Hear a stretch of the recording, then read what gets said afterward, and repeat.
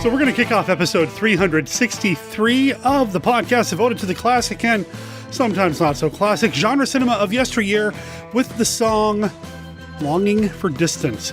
It is from the album The Legacy. It's actually an EP from the band Beware of Blast. They're a surf band based out of, and I've been practicing this, I'm still probably going to get it wrong, Köln, Germany.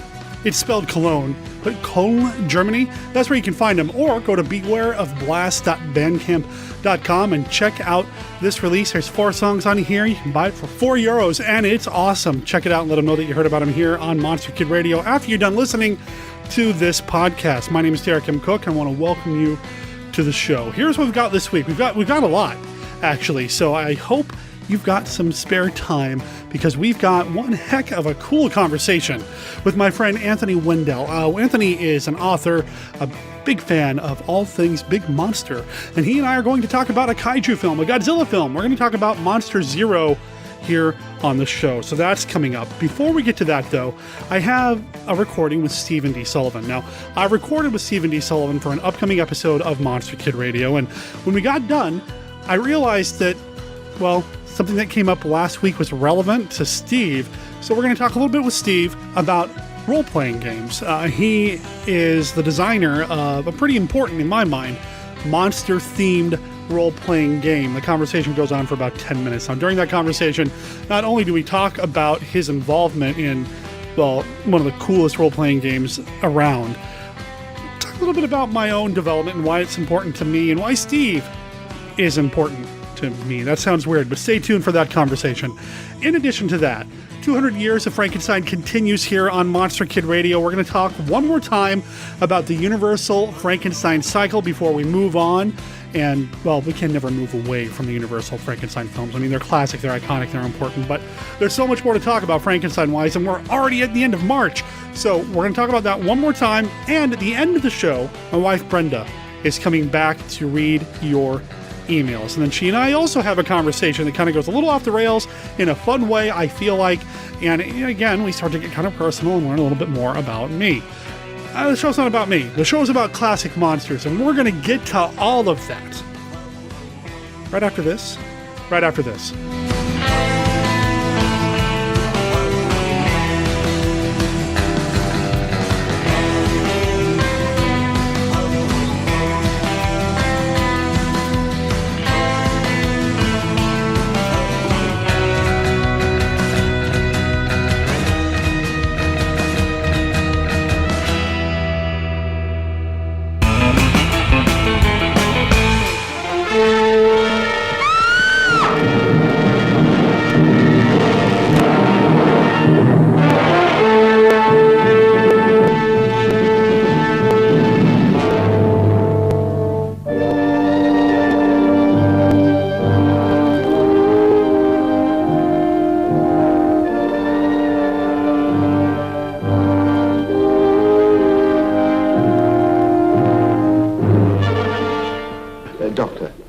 That monkey's head, is it alive?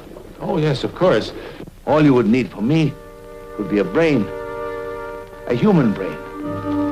Well, it's hardly that simple. Buy one, steal one. I'll do anything. When the brain is healthy, it will never die. For even severed from its body, it continues to live, to scheme, to plot.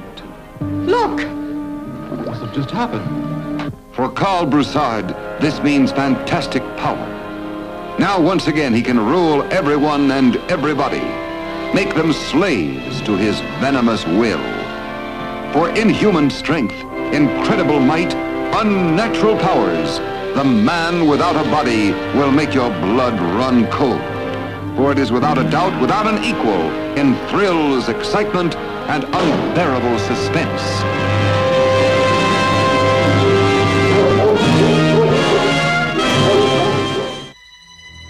Hi, this is Ruby. And I'm Hader. And we host the Mimiverse Bonfire Podcast.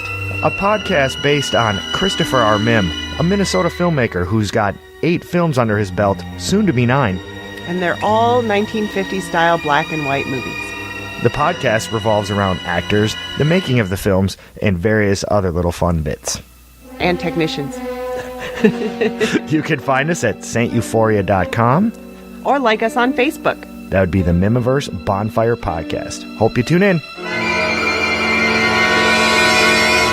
Buried alive in each man is a strange, depraved creature that turns the soul into a battleground of sin and violence, turning life into an inferno.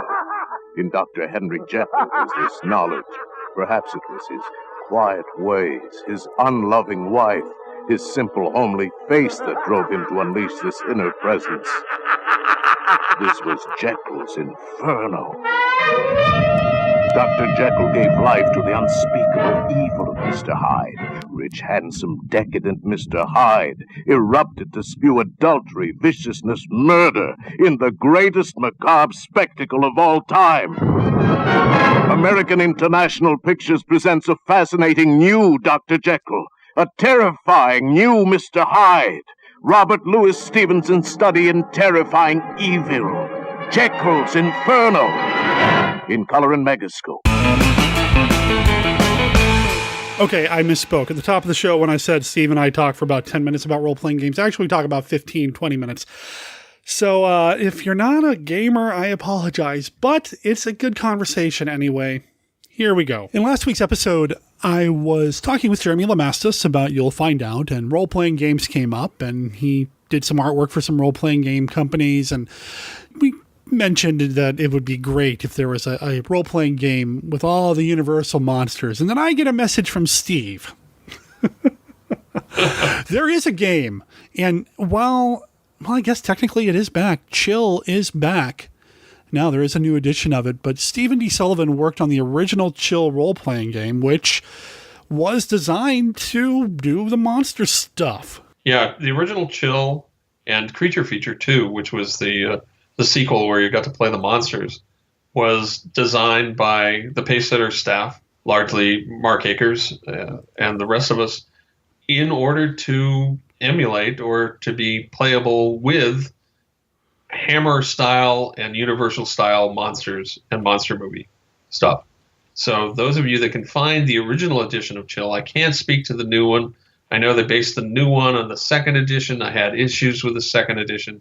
Maybe the new one's great, maybe it's not. But I know that the first edition of Chill, the original edition of Chill and of Creature Feature, is totally playable as a Universal Monster-style game, which would be a lot of fun. Now, that's not to say that as an old game designer, artist, writer guy, that it's not intriguing to me to maybe create a new monster game of some type where you could play Universal or Hammer monsters or similar things, or Cushing Horrors monsters for that matter. And I think the questions that I would ask of those of you out there is, what would you want from that kind of a game? Would you want something where you were playing investigators or monster hunters or the monsters or all of that? How would it work for you? What kind of things do you think you might like in that kind of a game, Derek, and anyone listening to this version of the podcast? Well, I can't speak for anybody else, but, for me, as somebody who used to throw dice on a very regular basis, I haven't in years because I don't have time anymore. This whole podcast thing that I do in my spare time takes up all... No. Right. But for me, my sweet spot when it comes to fiction, when it comes to films, when it comes to games, it's the coming together and fighting the monsters. It's being the monster hunter, the investigator, that sort of thing. Listeners, even though you're hearing this now, in a few weeks you're going to hear Steve and I talk about the Rally Awards, and one of the nominees on that ballot, spoiler, is Frida Anisort from Return of the Vampire, and her character in that film is a monster hunter character. I love her. I love Peter Cushing as Van Helsing. I love the 1980s movie, The Monster Squad. I mean, I love the monster hunters coming together to fight the monsters. So that's scientists from them, and the scientists from Godzilla, and the scientists from all those other Quatermass. 1950s things. Quatermass. I love that stuff. So for me, that's how I would want to go if I were to play a game. That said, I know the role-playing game market is very fantasy, science fiction, super powered based, and I don't know how much fun it would be for like the general non-Monster Kid audience to play a bunch of dudes and dudettes running around fighting monsters if they can't be the monsters themselves. You know what I mean? So I don't It's know. a little bit like Scooby-Doo, actually. Yeah, Scooby-Doo, right up there. There are a couple of ways one could go with that kind of a game. One could go with a game where one tries to recreate the monster movies themselves, where maybe you would play as Frankenstein and Igor, the monster, and all that kind of stuff. That would be one way. The other, and kind of a much easier lift, is to do something like a Scooby-Doo game. And that's the kind of thing that the original edition of Chill supports really, really well. Mm-hmm. And there's probably another way you could do that in there, where it would be a mix of both, where maybe some of you would be playing the creatures and some of you would be playing the monster hunters. That might be interesting too. And since you and I kind of mentioned that to each other online, and I heard about it in the podcast, it's been kind of perking through my head. And I'm wondering if there's a system that I was kind of dying to try out with a fantasy game system. Maybe something like that. And I'm not going to say any more than that. Something like that might be adaptable to a monster game too. And one of the things that we liked about Chill was that the Chill was designed with one of the first read me now, play me first adventures, where there was an adventure in the Chill box. You could open the Chill box, pick up the dice, punch out the counters if you wanted to have the counters, and use the map that was there, and read the booklet that said, read me first, play through that adventure, learn all the essential rules. So in my estimation, it would be really good to have something that you could kind of just pick up and play when maybe you didn't want to do D&D or Pathfinder or a role-playing game that is kind of much more serious and ongoing. The other thing, I suppose I should mention this too, because I've been using this system to run my Manos and Canoe Cops games that I've run at GaryCon for a number of years now and other places, is that Lester Smith, who's a great game designer, has a system he calls D6 times D6, which is a system where you multiply the two D6s that you roll together, and all your characters have only one stat, one single number that all the rolls are determined by, but then they have a number of skills, and it's a very easy, quick, out-of-the-box thing. You can actually put a character, an entire character for this system, and this is something I suggested to him. You could have a character card that's literally a business card size that you can carry around with you in your wallet if you want to be that obsessive, and can play the game with just a character sheet that's the size of a business card. That system is so adaptable that it could easily work for something like that too. And in fact, that's one of the reasons I've been using it for my monster-based games that I've run recently when I'm not running original Chill, which is a wonderful system. And if it still was going, I would be using that all the time. But since it's not, D6 times D6 by Lester Smith and Popcorn Press, which I used to be a part of a long time ago, that's a good way to go too. So maybe pick that up. The D6 books, I think it's the base book, which has the system in, I don't know, like 10 or 20 scenarios in it from various milieus, is about $15, I think, from Popcorn Press. So it's not expensive either. And if you want to spend more money, he's got a book that's got, I don't know, 50, 100 different milieus. It's like got a huge number of milieus if you want to spend more. But the base book is very inexpensive. So there's that way too. But I'm also going to keep thinking about maybe this strange game system I was thinking of. Maybe I could apply that to monsters. Maybe there would be a way to do it where it would be very portable, and then you could have online supplementary adventures or something. And I don't know how many gamers we actually have in the Monster Kid Radio audience. So for anybody who's not a gamer, and I'm sorry I made you roll your eyes for a few minutes while we talked about this, but just on a personal note, before Steve and I became friends, Steve was an influence on me as a storyteller because of his involvement with the Chill role-playing game. I discovered the Chill role-playing game actually during the second edition. It was in a used bookstore, and that became even though I never played the game, I just loved the milieu. I loved the setting and the idea. And I've gone back and picked up old Chill supplements. And for a while there, until finances became tight, I was also Kickstartering some of the newer stuff as well. Still never played Chill. Never had an opportunity. One of It's the a things great on my game. bucket list is to have Steve run a chill game for me someday. If we had all the money in the world, I'd set that up and pay him to do it. But That's right. We'd have a little Monster Kid commune somewhere near my house. man, it'd be amazing. And we'd all be getting together and making movies and films and games and books and all that kind of stuff and art. So, yeah, I was the art director at Pacesetter, so I literally worked on everything that company put out, including all the chill material. So, and a lot of which I play tested too, and contributed some ideas to. Though you're not going to see me on any of the design credits. It was a great time. It was great. It inspired me so much. I even, and every time I mention this, Steve says, "Boy, I'd like to see it." So I'm hesitant to mention it. But many, many moons ago, when I thought I was going to be a filmmaker when I grew up, I was taking a video production class at the local community college. You could take the class 3 times for credit. I took it 6. Not because I kept failing, but because I got access to all of their editing equipment, which at the time was pretty basic. It was a hand-me-down system with a control deck in the middle, 2 3/4 deck machines on either side, hand-me-down from the local news station in Cheyenne, Wyoming. So you can imagine the tech to begin with. And yeah, I was going to say, which is still a far cry from the Moviola and 8mm true editing that I did when I was younger. I would have killed.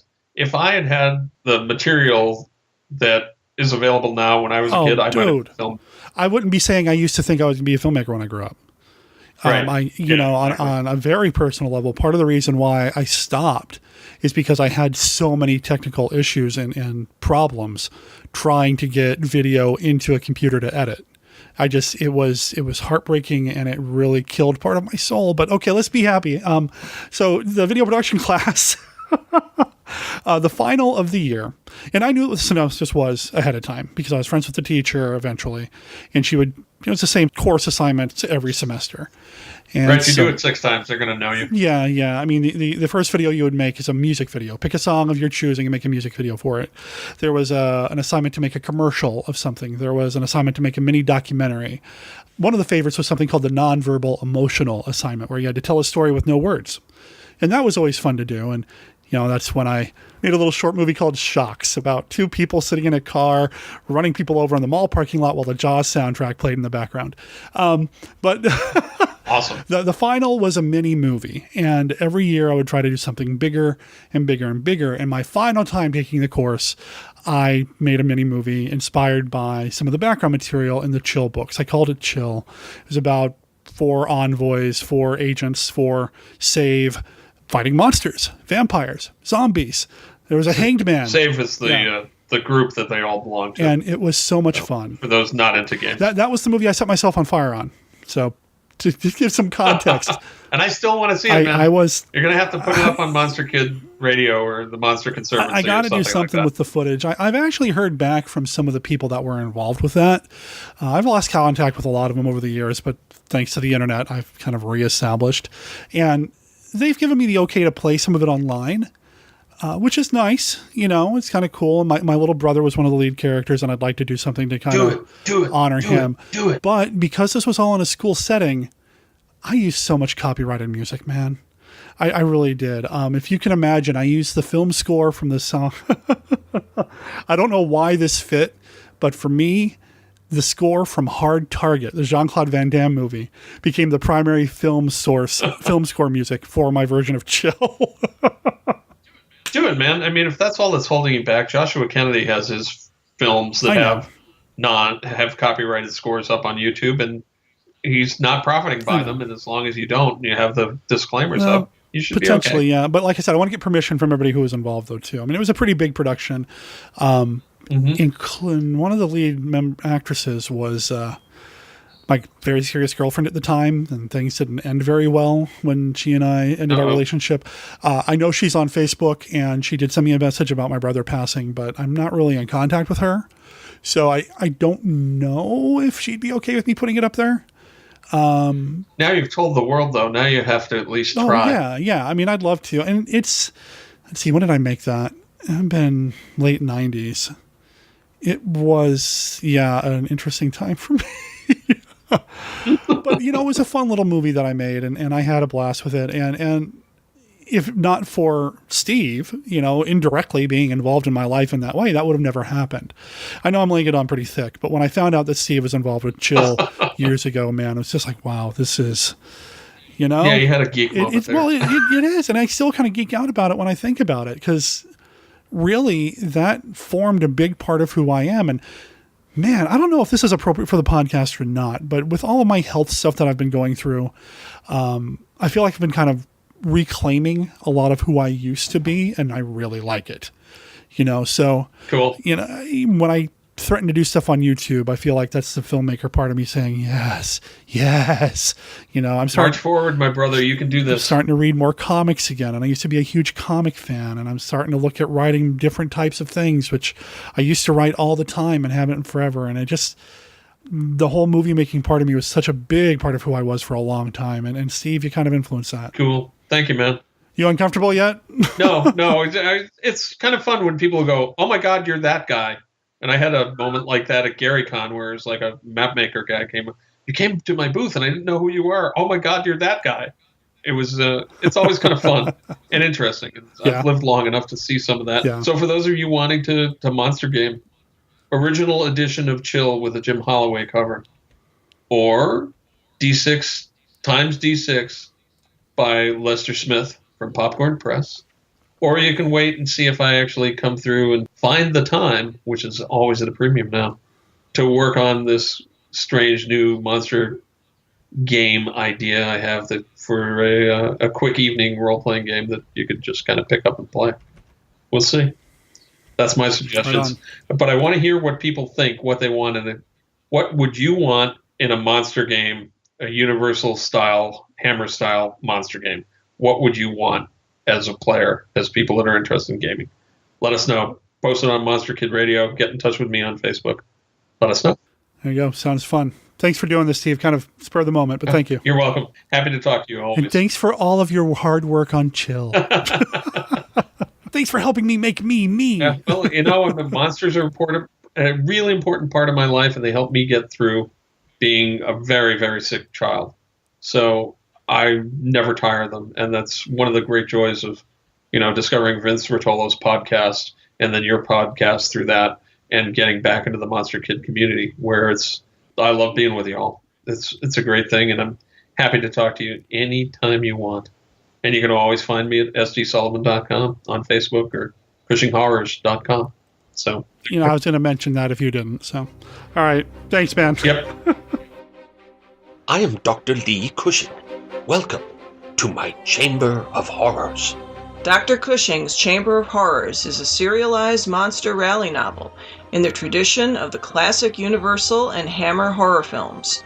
It's written by Stephen D. Sullivan, the award-winning author of White Zombie, Daikaiju Attack, Manos, The Hands of Fate, and the original Chill role-playing game.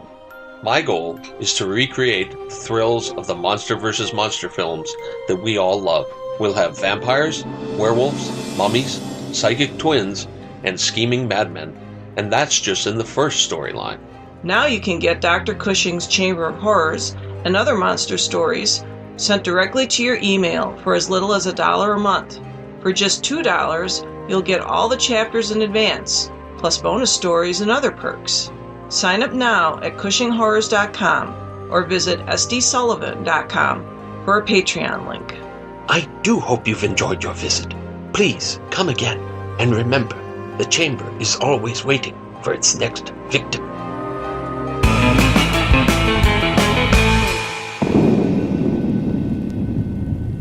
Here are the 7 wonders of the world rolled into one fantastic adventure. Frankenstein, born again to rule in terror, a monster unleashed to conquer all who stand in his destructive path. Frankenstein conquers the world. Spreading panic as millions flee his vengeance, Frankenstein towering over cities, defying the force of armies, the might of navies, and the fury of jets. Frankenstein, a name never equaled in the annals of terror. Frankenstein conquers the world. Stars Nick Addams as the American scientist versus Frankenstein, incarnate. With the strength of 1,000 men, a phenomenon such as never seen before, see Frankenstein Conquers the World, astounding on the giant screen, in color scope from American International Pictures.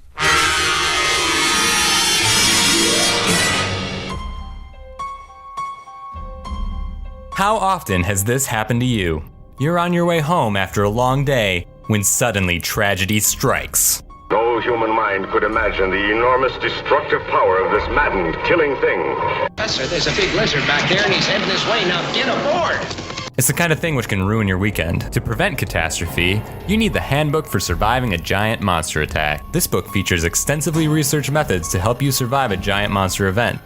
You'll discover which vehicle you should use for making your escape, which method of counterattack is best for specific types of monsters. Hydrogen weapons, capable of wiping cities, countries off the face of the earth, are completely ineffective against this creature from the skies. And what common mistakes people make while fighting back. So pick up your copy of the Handbook for Surviving a Giant Monster Attack by Anthony Wendel today on Amazon. You can thank us by surviving.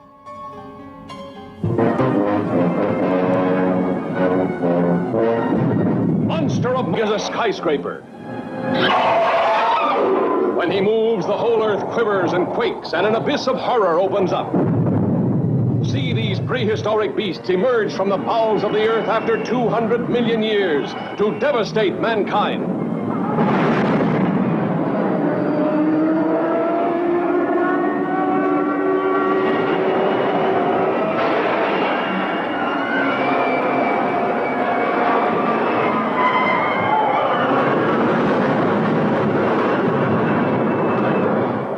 Supersonic jets cannot catch him. Rockets cannot stop him.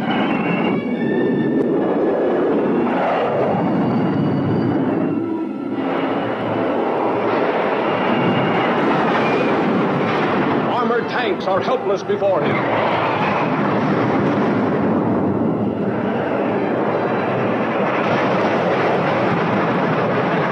Even guided missiles are powerless. See Rodin destroy a modern city, leveling it to the earth with a killing airstream of his mighty wings.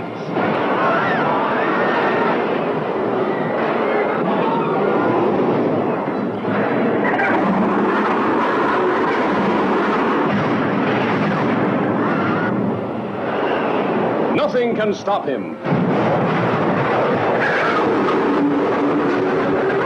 Nothing escapes this monstrous beast of evil.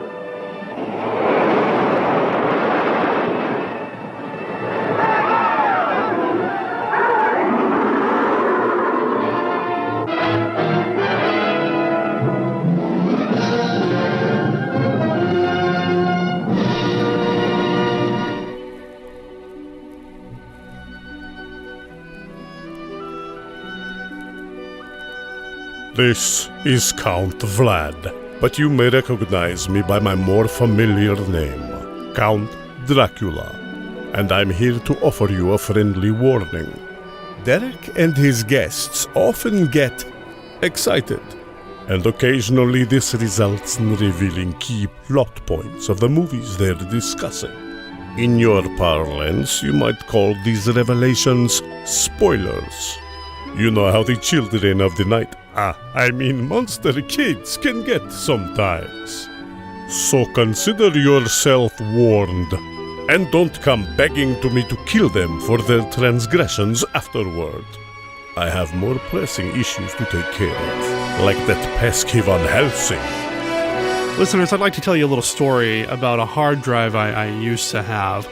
It's been a while, but I had this hard drive. It crashed, and while I've been able to recover almost all of the data, there's one thing that I didn't recover that was lost forever, and I've regretted it, and I've been wanting to make it right, and then, real life gets in the way. Everybody's got day jobs and everything else, but finally, I'm sitting down with my friend Anthony Wendel to talk about one of the coolest Godzilla movies out there. We're talking about Invasion of the Astro-Monster, also known as Godzilla vs. Monster Zero, also known as, like I said, one of my favorite Godzilla movies. welcome back to the show to try to do this recording again, sir. I'm back from Planet X, and all I got was the cure for all known diseases. That needs to be a t-shirt. That needs to be a t-shirt. I'm actually writing that down. That's a great idea. How's it been going? I mean, you and I have been chatting, so I want this to sound natural, but how's it been going since we've had you on the show last? It's been going good. As you know, I sent you a sample of my most recent novel that I've been trying to shop around. It's awesome, too, listeners. I'm just saying. It's awesome. Yep. I keep trying to get the handbook known to the people of the world, and I'm still writing for monkeysfightingrobots.com. I actually just did a not a retro review. I did a retro review of I Killed Giants because the upcoming adaptation this Friday in March 24th, which is a terrible idea because it's going to be going against Pacific Rim Uprising, and even though I Kill Giants will have large creatures in it too, it's just like, I'm sorry, I want to see what they do with Pacific Rim. I Kill Giants, that's what, a manga from... Actually, it was an American comic book, just was it? On an American style. It was released by Image. Oh, okay. I'm not familiar. Okay, I'm looking. This is the best podcasting ever, you know, when the hosts go and look into Wikipedia and such in the middle of a conversation. Joe Kelly was one of the creators on that, and he's a great comic book writer. That's awesome. Okay. Mm-hmm. Okay, cool. I didn't realize there was a film coming. That's amazing, and good for Joe Kelly. Like I know him, but good for Joe. Yeah, I don't think they put enough advertisement out for it. It's probably going to be one of those comic book movies that'll get more attention after it's out. Probably a cult classic thing, Okay. But yeah, like I said, going against Pacific Rim, I mean, you'd never try to challenge another pop culture or fanboy movie on the same weekend. It just doesn't work out for the best. You know, I wonder. Do you know who's distributing it? I wonder if they were just trying to get it in before summer blockbusters hit with Avengers and everything else coming. So. Oh yeah, that's Avengers. Well, didn't that welcome to the Avengers podcast, to the comic book movie podcast. But didn't Avengers, in terms of like pre-sale of tickets, already crush the pre-sale ticket record for Black Panther? I didn't hear the numbers, but I would not put it past them. Which says a lot because Black Panther killed it. So. Yeah. And it was awesome. And it's a great film. But again, it's not why people are here. They're here to talk. To hear about the monster stuff. And, you know, you're on the show, so they're here to talk about giant monsters and hear about giant monsters. I'm interested now in this I Kill Giants, though. Awesome. Cool. I'll check it out and let you know what I think. And, you know, always room for giant monster talk here on the show. I did read the sample chapters of the novel you sent me, so my fingers are crossed on that. I'm not going to say what it is because, you know, we don't want to... No, we got to wait. Yeah. We got to wait till, you know, things are more in sediment in stone. Mm-hmm. And the handbook, I love the handbook. I think it's a great book. It's a great example of what you can do with your love of giant monsters and putting it into a different media. You can't make a giant monster movie. Well, write a book about them and add your own spin and your own twist to it. There were copies of the book made available as prizes on the big live show over at the Kaiju Cast, which I thought was kind of awesome to get some more exposure there. Thank you kindly. Very, very cool stuff. And before this conversation in this episode, I will have run the promo. You know, it's in constant rotation here because I want to support what you do because I love what you do, man. Big fan of what you do. Thank you kindly. And like I said, fingers and tentacles crossed for the new novel, and hopefully some publisher will bite. Yep. We haven't had you on in so long, and I know we are friends on Facebook, so we chat a little bit, and we chatted before we started recording, but there's one thing that we haven't done, and I don't know, have we ever done this with you? Have we ever played the Classic 5? Yeah, we did play the Classic 5. We played it like once, didn't we? Yeah, we played it once, though. I can't remember if it was the Giant Spider Invasion or Beast of Hollow Mountain podcast. But yeah, one of those, yeah, I have only done it once. So I'm ready for round 2, especially since you said you had more cards. I do have new questions, some new cards, as well as some of the older ones. I've mixed them all up. And, you know, it's one of those things that I know for a while we never did do it. We hadn't done it. So I'm excited to do round 2. Are you ready to play the Classic 5 again, sir? I am ready. All right. And, you know, I make a big deal out of this, but now I do it especially for Christopher Page because he mentioned it on Facebook. I'm shuffling it now. I don't know if you can hear it or not. Yes, I can. There we go. Okay. For listeners who don't know, the Classic 5 is a game that we play here on Monster Kid Radio. I've got a deck of cards, and each one of these cards has a this or that, yes or no style question designed to let listeners learn a little bit more about our guests. There are no wrong answers. It's just for fun. Are you ready to play the Classic 5 again? Here we go. All right. Card number 1. I'm going to take it straight off the top. This is one of the newer cards. What character from a classic monster movie would you like to have drinks with? Ooh, that's a good one. I'm kind of torn because it's like I'd kind of like to have drinks with a couple monsters, but also I kind of want to have drinks with the different people that were around them to know those experiences. But off the top of my head, I gotta say the Wolfman. I gotta say Talbot. I would love to have drinks with Talbot. He seems like, in terms of hearing people's life stories and stuff, he would give you so much material in terms of what you could bridge off of. He would just keep going on and on. Yes, you'd have to redirect him from the conversation because there might be a bit of self-loathing there of, I just want to die, I just want to, dude, come on, come back. Yeah, okay, I like it. See, all these questions that I have are like, that are, who do you want to be trapped in an elevator with? Who do you want to hang out with for a day? My answer is always going to be Kay from Creature from the Black Lagoon, just because I'm a one-track mind kind of guy when it comes to that kind of stuff. But I can respect the Wolfman, Lawrence Talbot. I think it would be interesting to get him talking until he had too much in him. And then it would be, yeah. All right, cool. Card number 2. What is your favorite Vincent Price film? Vincent Price films. I don't know them off the top of my head as well as other people, but I just love his voice alone is, enthralling. But let's see, off the top of my head, with the ones that I know he did, I've got to say probably the original House of Wax. He's great in that. Really is. Oh, totally creepy. It just, yeah. Of course, I now, there's a couple of them I still need to see, like, if it's just for a second, I have to say, because of my love of Frankenstein, I do have to give him as being the Invisible Man in Abbott and Costello Meet Frankenstein. Nice little cameo there at the end. Oh, yep. Yes. Also, apparently he was in a Three Musketeers adaptation as Richelieu. That sounds awesome. I haven't heard about this one. Yeah. Until double-checking his Wikipedia, just as I'm talking here, because I had a brain fart on Vincent Price movies. But yeah, Three Musketeers with Vincent Price as the villain. I want to see that. That might actually become my favorite really quickly. What year was that? Does it say? 1948, actually. I love a good Three Musketeers.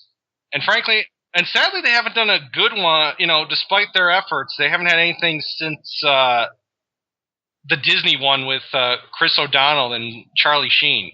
I said good ones, mind you. I don't want to count the Musketeer, that one where they got the guy from Crouching Tiger, Hidden Dragon for the action scenes. Those were good action scenes. Bad story, but good action scenes. Okay. I don't think I ever saw that one, actually. The Three Musketeers with Paul Thomas Anderson, where he made the entire thing steampunk, was way too goofy. I didn't see that one either, but I was interested just to see the take on it. But yeah, it did look a little... I think the last one I saw in the theater would have been the Disney... And now I've got that Everything I Would Do, I Do For You song stuck in my head. So thanks, man. It's a good song. All right, moving on. Card number 3. And this is actually from the green deck, and that means it's about kaiju. Oh, what's your favorite kaiju era? Showa, Heisei, or Millennium? I gotta go Heisei. Okay. The Gamera trilogy, and my favorite Godzilla film being Godzilla vs. Biollante. I can't help but love it. It is followed by Showa, though. I don't go straight to Millennium. Millennium, it's just so broken, I feel the Millennium series is. It's just so trying to throw, rewrite. Everyone is, oh, no, nothing else happened except original Godzilla, throwing ideas at the wall, trying to see what sticks style of filmmaking. I just wasn't feeling it. Mm-hmm. But Heisei closely, only a little bit above Showa. Okay. Showa, I love lots of films from Showa. It's just the ones I rewatch over and over again are Heisei. I love Godzilla vs. Mechagodzilla 2. I love the diamond coating look of the new Mechagodzilla. I love the Heisei Gamera, like I said. I like the first 2 Mothra movies of his trilogy. Okay. Unfortunately, the third one had him facing off against Ghidorah by himself, and I'm like, nope. And I'm not using the wrong pronoun, by the way, listeners. Yes, they make sure to point out the Mothra in the trilogy is a he. Yeah, they do, which seems so odd considering the history, but... Yeah, I called in and said that long ago in a voicemail the Mothra in the beginning is a mother. They do the once again dies and the new Mothra is born, has to take over situation. But they make sure to point out that once the Mothra does his cocoon transformation, he comes out and is named Mothra Leo. Making sure to point out that this Mothra, which survives the entire trilogy, is a male and is holding on to the entire film trilogy, carrying it. And it's just like, really? You finally give Mothra her own movie and you make sure to point out this offspring is a male? So for listeners who don't know, the 3 eras, and would you say we're in a 4th era now? I mean, I've heard where we're at now. They've called like the Legendary era. Well, we got to come up with a new era eventually. I mean, we got the Monsterverse for what we can call. I wouldn't go straight to Legendary. I'd call it the Monsterverse because that is what's stuck. Okay. We need to figure out something now that Shin Godzilla has come, and I really don't want Shin Godzilla because it's really good. I don't want it associated with the Millennium films with, like I said, their throw something in the wall and try to make it work style of filmmaking. They put their heart and soul into Shin Godzilla. Yeah, I loved Shin Godzilla. I know it's kind of polarizing, but I loved it. And I'd use Shinsei, which was a new era slang as the description for it, but I've heard that as another way of saying Millennium too. So okay. Yeah, we need a 4th era title for what will happen to include Shin and everything beyond. For now, we could roll it into the Monsterverse, but Monsterverse is kind of be in continuity. I'd be safe with saying Legendverse, but then that just seems like you're still trying to exclude Shin. So, listeners, if anyone else is out there, yeah, let's put our brains together. We need a new name for this era. I like that. Yeah, listeners, let's give us some ideas. It'd be nice to come up with something. Showa being the earliest, which I adore the Showa stuff so much. And I know it's got a lot of problems in terms of continuity, that something that you've actually kind of worked up and trying to get published regarding the Heisei stuff. But I love the Heisei stuff too. I love that they actually tried to make it a story, even though it's got a lot of problems. They tried to connect them all. But I love the Showa stuff so much. I really do. I mean, that's what we're talking about today. So. Mm-hmm. And anyway, okay. That was card number 3. Card number 4. It's got a globe on the card, which means it's a universal question. What is your favorite Karloff-Lugosi universal collaboration? Okay. Which Karloff-Lugosi Frankensteins did they do together? Because I forget offhand. Well, they only did the one. They did Sun, and that's it. Then I've got to say Sun. Okay. 20 years ago, in the barony of Frankenstein, a monster created by man stalked through the country, maiming and killing. In time, Frankenstein, maker of the monster, died. The monster disappeared. Now, after 20 years, the son of Frankenstein returns, and fear grips the village anew. A man tainted by the blood of his father can forget his human soul and carry on the diabolical work of the Frankenstein. As a man, I should destroy him. But as a scientist, I should do everything in my power to bring him back to conscious life. Benson, turn on the generator. Produced on a vast scale, Universal's son of Frankenstein presents the most fearsome cast in the history of the screen. Basil Rathbone. In his heart, warm human emotions. In his mind, the monster mania. It's alive. Alive, you mean? Yes, alive, But alive. I thought you said our experiments I know. I too thought that we failed, but we haven't. I've actually seen it walk. Karloff, rising from the past to spread new terror. Lugosi, sinister, mysterious, evil. You see that? They hanged me once. Lionel Atwill, grim hatred in his blood. One doesn't easily forget, Herr Baron. An arm torn out of the roots. Josephine Hutchinson, her young beauty a magnet to the menace around her. I hate it here, Wolf. I'm terribly afraid all the time.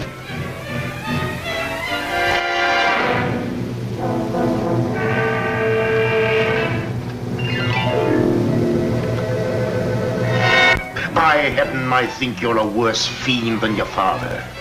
Where is this monster? Where is he? I'll stay by your side until you confess. And if you don't, I'll feed you to the villagers.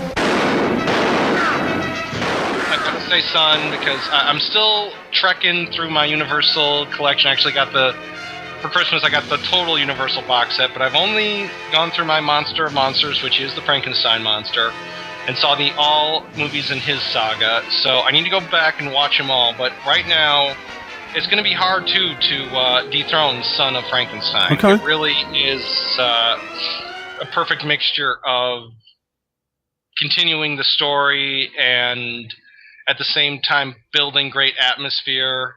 And I told you, and I called in and explained my headcanon of thinking Baron Frank. It really makes sense of explaining Baron Frankenstein gave the town money, they renamed it in his honor, but they still couldn't get back past the fact that the son and now son of the son are probably demented individuals.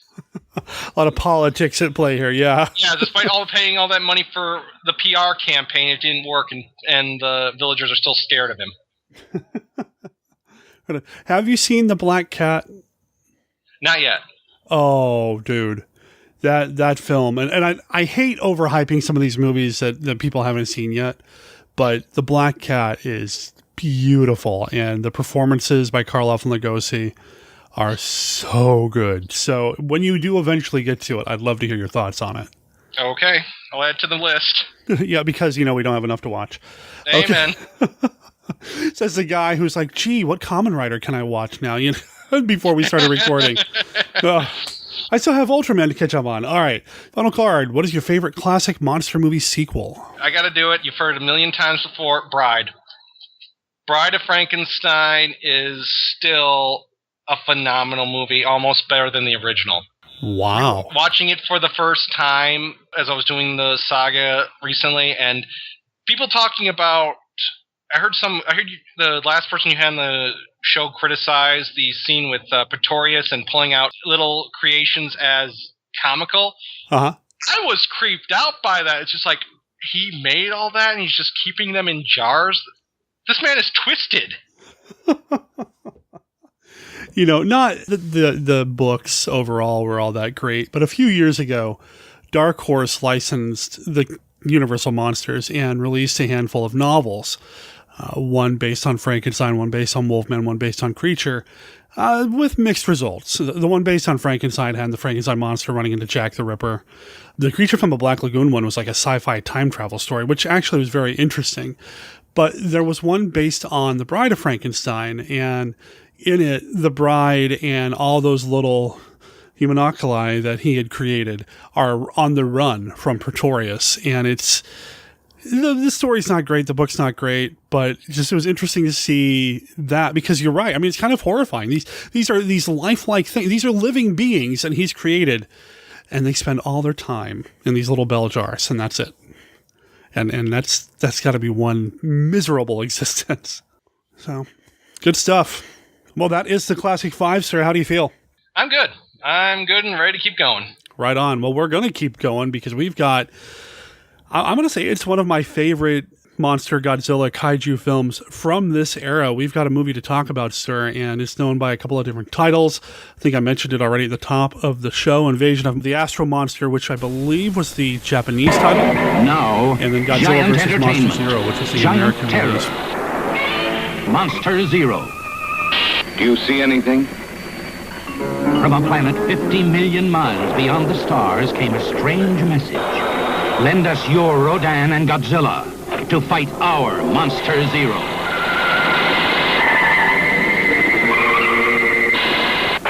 Earth answered, and the most dreaded creatures ever to walk our planet are lifted into outer space. The stage is set for the mightiest battle ever seen by the universe in Monster Zero. All forces on Earth ready to attack. What started out as a call for help from space turns into a nightmare of terror on Earth, Monster Zero. Were they both released in the same year here? No, they weren't, were they? It took a few years to get they- released in the U.S., didn't it? Yep. And it's just like tied basically with Godzilla vs. Biollante as my favorite. And Wow. frankly, Okay. because this was my first Godzilla movie. Really? Yes, it was. I saw it back on February 18th, 1994. How do you know that?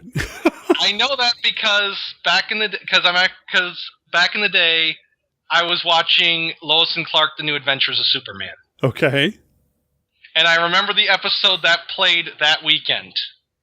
And I had seen it on, it was actually the 19th. I saw it on that Saturday. My grandma had taken me to the video store because when I was at my grandma's place, we'd always go to the video store. And thanks to Warner Brothers cartoons, Looney Tunes, Tiny Toons, they kept mentioning something called Godzilla. Someone told me, he's a giant monster, he's a giant dinosaur. I'm like, that sounds cool. and there at the store, I found Godzilla vs. Monster Zero, and the rest is history. That's amazing. You know, I have these keystone monster movies in me, Creature and From the Black Lagoon and so on. But I can't tell you exactly the first time I saw these things. Eventually, they just kind of feel like they've always been there.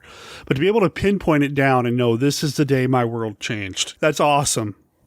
Do you have like a little celebration every year on that day you sit and watch the movie again? I know I would, but just, I should. I really should. I missed it this year, though. I think I was working on the 19th. But yeah, it was good. It holds a special place in my heart. And rewatching it recently, it was really good. Right on. I like this movie for a number of different reasons. I mean, I love the story. I love the uniforms of the villains. I love Rodan. Oh, yes. And I love Nick Addams. Nick Addams, for me, I mean, I know I talk a lot about John Agar. He's my guy. Mm-hmm. But I tell you, man, I want a story in which John Agar and Nick Addams are cruising across the country Route 66 style fighting monsters. I wish there was more Nick Addams genre work to enjoy before. Unfortunately, he passed away before he did a lot in that field. But man, I love that guy so much. I love him in the previous film that he did for Toho. But this one for me, I dig him so much. Yeah, it really is a shame he didn't do more kaiju work. He's so great in both performances.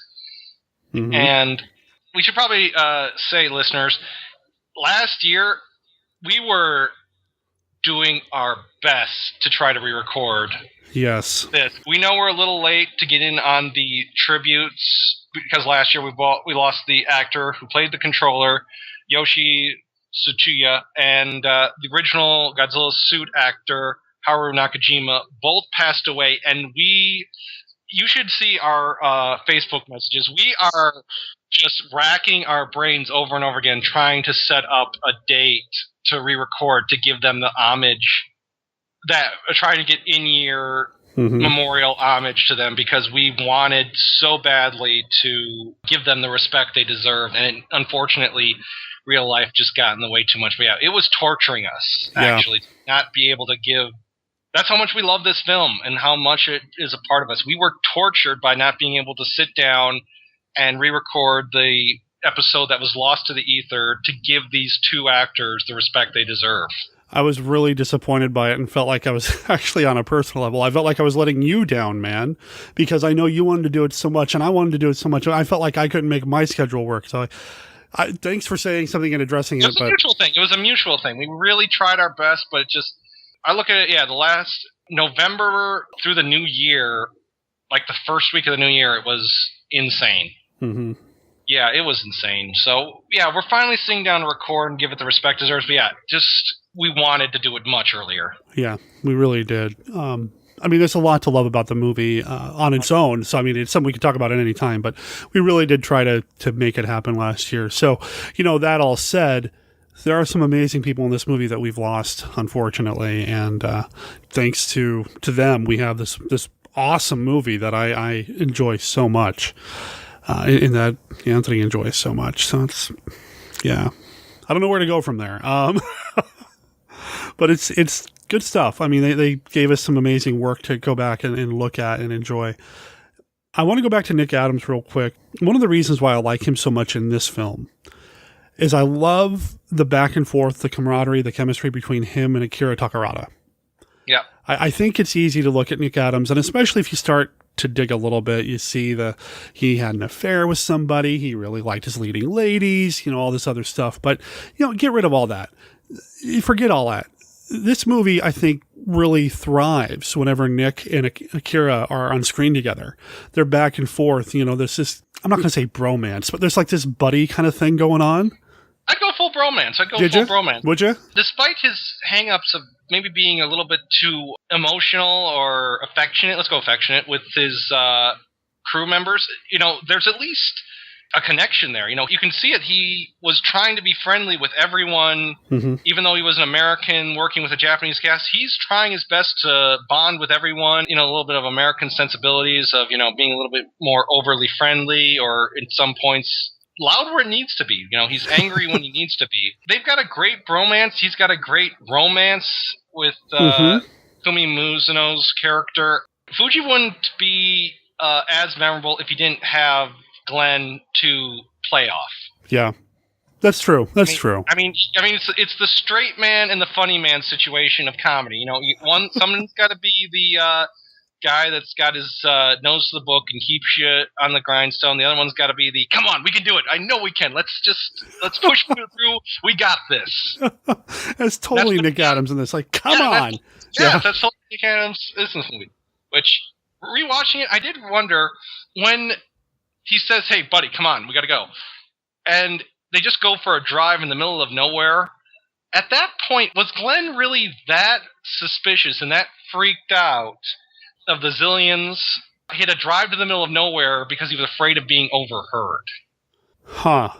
I just noticed that. Just like, instead of having that talk of, dude, I'm a little concerned about this, they drive to the middle of nowhere towards the bungalow where he and Namikawa stayed while they were on their trip together, which also, I'd like to point out, 60s film where there's a subtext of he had a premarital relation with his girlfriend. Wow. That's, starting to push the boundary a little bit there. Especially for the time when 65 in Japan. Yeah, that's a little progressive, right? I mean, it was very interesting. It's easy to look at these movies and say, oh, giant monsters, isn't that cool? And make no mistake, it is very cool. But I feel like some of the better ones are the movies where you can find the connections of the relationships and just enjoy the story when the monsters aren't jumping around and breaking everything, right? And that's one of the things I like about this film is I love Glenn so much in this film. Glenn and Fuji hanging out. I love the relationship that they have as friends. I like the inventor character, and I like the inventor trying to get the acceptance of the big brother. I love so much about this film. And I love that there aren't a lot of differences between the Japanese and American release. I mean, there's a little bit, but not very much. So regardless of which version you watch, it's still basically the same thing. Just a couple lines that are different. Even then, it's just like, it's more of nothing is ruined. It's just moments that seem to play better on either side. Right. We don't have a Godzilla and Godzilla King of the Monsters moment here. I mean, it's pretty much... No. Yeah, it's little moments. I mean, I like the Japanese dub of them saying cure for cancer over cure for all known diseases. It just seems more plausible, just the drug that can cure cancer seems like more of, this will cure everything, Right. It seems less MacGuffin-y, it's more scientific of, we have the technology and we found a cure for cancer. Okay, that's more believable of, this drug will make you super happy and nothing will be wrong ever. And I wonder if some of that has to do with the intended audience too. I mean, for better or worse, as the Godzilla movies kind of continue, they start to shoot lower and lower in terms of demographic. And this was released in the U.S. in the 70s, in 1970, I believe. And at that point, are the Godzilla movies kind of aimed at a younger audience? So is it easier to just say, it cures all diseases versus it cures cancer, and then having little Timmy go home and say, Dad, what's cancer? Right. So I wonder if some of that is, but either way, it's not enough to kind of change the movie overall. I mean, the music is mixed a little differently, and I'm kind of sensitive to that because I'm a film score guy. But other than that, But on the flip side of things, with the American dub, I prefer his reaction to when Namikama is eliminated. It seems like he got away with the most G-rated way of saying "screw you guys." You know, he said "you rats." I mean, he says it with so much venom in his voice of he is angry over you killing his girl. You rats! Yeah. I actually watched the American dub in preparation for this. I've watched the subtitled, I've watched the Japanese release repeatedly. But, I wanted to watch the American dub this time, and I think mostly because I wanted to get Nick Addams. That's his real voice in the American dub, isn't it? I believe so, yes. Yeah. Yeah, and I just wanted to get a little bit more Nick Addams. And having the Nick Addams voice deliver that, you rats, was just awesome. Yeah. It really is one of the best dubs, too. I mean, no voice is grating. Every voice sounds appropriate for the character. And neither side say Godzilla, which has one too many times in even later dubs. I believe I just heard listening to the Kaiju cast them mentioning seeing the dub versions of all the Heisei. I've seen them more subtitled thanks to bootlegs. It was back in the day, people. I had to. I have the DVDs now, but still. You do what you got to do, man. Right, but yeah, they use Godzilla in the Sony dub, and it's just like, really? You could give the 70s away with doing that. Whatever dubbing house they use to do that should be shot in the foot. I mean, just like, come on, Godzilla, really? Now I want to see like a fan parody version of the Blue Oyster Cult song Godzilla done as Godzilla, though. I want to hear that. Oh, yeah, you can throw in all the bad dub lines. Banana oil. Yes. Banana oil. Yeah, nobody says Godzilla in this, which is not... it is a good dub. With some of the dubs, especially if it's a movie that didn't have the highest budget to begin with and even less money for the dubbing, there's this tendency to...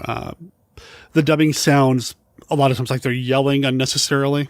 Very, very loud and over the top when they don't really need to be. And I feel like, at least through some of the earlier Toho films, monster movies like this, they really work to try to keep that in check. And I don't know if that's just a natural thing that happens when you get somebody in the dubbing studio, but I appreciated it very much in this. It does work. You're absolutely right. And they may not match the lips exactly, what dub really does, but it's not so jarring that you're caught up on that. I mean, you're wrapped up in the story. The performances, the voice work is really good. We've talked a lot about some of the elements in the movie. I want to do a real brief kind of overview of the film. It's the 6th Godzilla movie to come out from Toho. It's not the first time we've seen King Ghidorah, or Ghidorah, or however you want to pronounce it this time around, because I feel like they did kind of bounce back and forth a few times.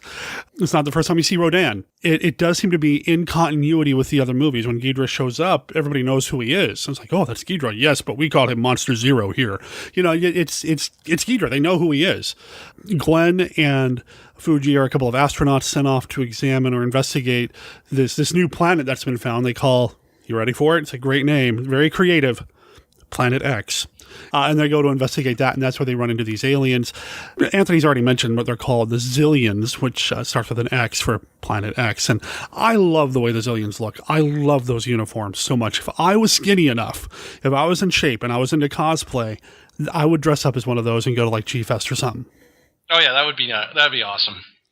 Very, very cool. I think even August Ragone uses an image of that as his avatar on Facebook or Skype or somewhere. I see him use that quite a bit. It's iconic. It's great. Have the Zillions shown up anywhere else? Do you know? Trying to remember. What did they call the... I got to look up... it's been a while since I watched it. Godzilla Final Wars, I think... There's probably a reason why it's been a while since you watched it. Godzilla Final Wars was not the best.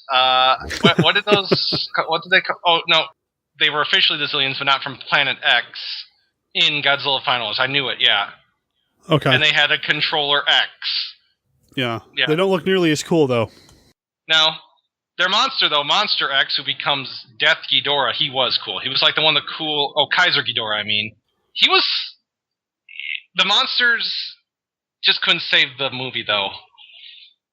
Too many Matrix references.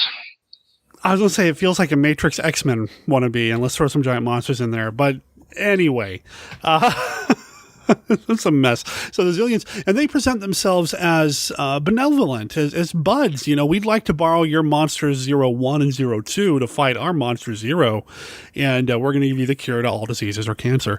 01 and 02 are what they call Godzilla and Rodan, and I'm confused. Okay. What right does the Earth have to say, yeah, borrow our monsters? It's Godzilla and Rodan.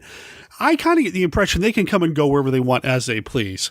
Do they have to have Earth's permission or Japan's permission to take them off world? I mean, I think Godzilla can fend for himself if he's not being manipulated, right? It's the whole minute setup thing. It's the whole they weren't leaving things to chance. They needed to move their plans slowly because it's revealed that they have control over Zero, King Ghidorah. I've always said, canon-wise, the reason that they do this and not just, just take the monsters and do that is because they need Godzilla and Rodan to implant something so the brain control works properly. And the reason they don't do it right off is because they've discovered that Tetsuo, the younger brother, the guy dating the younger sister of Fuji the astronaut, has created the Lady Guard alarm, which could be their kryptonite. The Lady Guard alarm. Oh, man, it just feels like, it's that whistle that, the women have in their purse at night when they're in the parking lot. They don't want to get, anyway. Yeah, which, again, how does Fuji poo this? I mean, it's probably a in-the-moment situation, but just like, that's like looking at the calculator and say, oh, people will never use this. They've got abacuses. I mean, seriously, people have those similar devices now, like you said, been miniaturized now on people's keychains for personal protection. We use it's a invention that has become a particular part of human society to the point that it makes perfect sense looking back for it to be a great idea. He said, oh, the spoon. Who's ever going to use a spoon? We got chopsticks. Well, isn't that the best thing about some of these science fiction movies, though, is certain things kind of work their way out of the film into reality? I mean, how many things from the original Star Trek do we use now or have versions of now? I mean, that's one of the cool things, right? I'm not saying that kaiju movies are the best progenitor of what's to come technology-wise. I mean, we don't have... We'll have those maser cannons. Well, we'll have them soon enough. Yeah. Well, cinema has always shown us the future. I mean, I once remember them a documentary talking about James Bond. He had a car phone. They thought it was a spy gadget. And then within 30 years, we had car phones. Yeah? So there you go. Look to kaiju films for the future, right? There you go. So he's got this thing. And the impression that I got watching it this time around is that Fuji doesn't necessarily downplay him or denigrate him because of what he designed, but because he didn't make any money out of it. And it seems like he flat out says, you're not going to be able to handle take care of my sister. There's this big brother watching out for his sister, make sure she's going to be okay. Your boyfriend has a band, and even though he might actually have a pretty good setup or might have actually done some pretty good stuff, he's still not in a position where he's making enough money to support you. I'm looking out as a family member because I love you. I'm glad I was already married by the time I started podcasting, just because of that. Oh, you're marrying a podcaster. No, anyway. So you introduce the inventor this way, and he does become important. And that's something else that I like about this movie is it's kind of lean. Nothing really gets introduced that doesn't become important later. And it's never quite hit you over the head with it. It's not, hey, pay attention to this device. We were talking earlier in minor spoiler for a movie that's in theaters now. Anthony and I both saw Black Panther, and we mentioned it briefly off mic, just kind of warming up and catching up with each other. There are a couple of moments in Black Panther, as much as I love it, where it's very obvious they're setting something up for a big reveal or twist later. Not going to spoil it, but I'm going to call it... I'm not going to even say what it is because I don't want to call it out. But there is a moment in the movie earlier where they're explaining to the outsider, this is what this thing does, and it works this way. And they give us a big shot of it close up so you know exactly what it is. And then later on in the movie, it comes up again. And it's kind of obvious. And maybe it's obvious to me because I've seen so many movies and I analyze them that way. But I feel like in this movie that we're talking about today, even though the invention is important, it's not hit you over the head And make sure you pay attention to this, folks, because it's going to come up later. It's Chekhov's lady guard alarm. It's not. You know what? It seems subtle. It seems like it was handled well. Does that make sense? Am I just babbling and need more coffee? It feels like it's not given enough attention, but it seems important enough that it's not Chekhov's gun level, but I think it's showcased enough that you're questioning why do they keep coming back to it. Right. Is there another term that's not like, Chekhov's gun of planting something there, but a term for a device which does turn out to be more important than you gave it credit for? Is there like a diet Chekhov's gun or something? Chekhov's gun light. That's it's Chekhov gun light. Visioning commercials for like diet Chekhov's gun now. But it does come up, and it is important because ultimately that is a big part of the reason why the good guys win. I mean, the Zillions, they take Godzilla, they take Rodan to Planet X, and ostensibly to fight Ghidorah, and we later learn, no, that's not what's really going on here. The Zillions are really up to no good, and as Anthony said, there's some mind control stuff that they're trying to get in place here. They're going to control Godzilla, Rodan, and Ghidorah to have them destroy the Earth if the Earth doesn't surrender to them, which seems kind of, we want your planet. We want you to surrender to us, but if you don't surrender, we're going to destroy everything and nobody will have it. Okay. All right. Well, like they said, like Namikawa said, she's trying to explain to Glenn, they'll take you as a slave, but I don't want you to be a slave. You can marry me instead. So they kind of would prefer all of humanity to bow before their whims.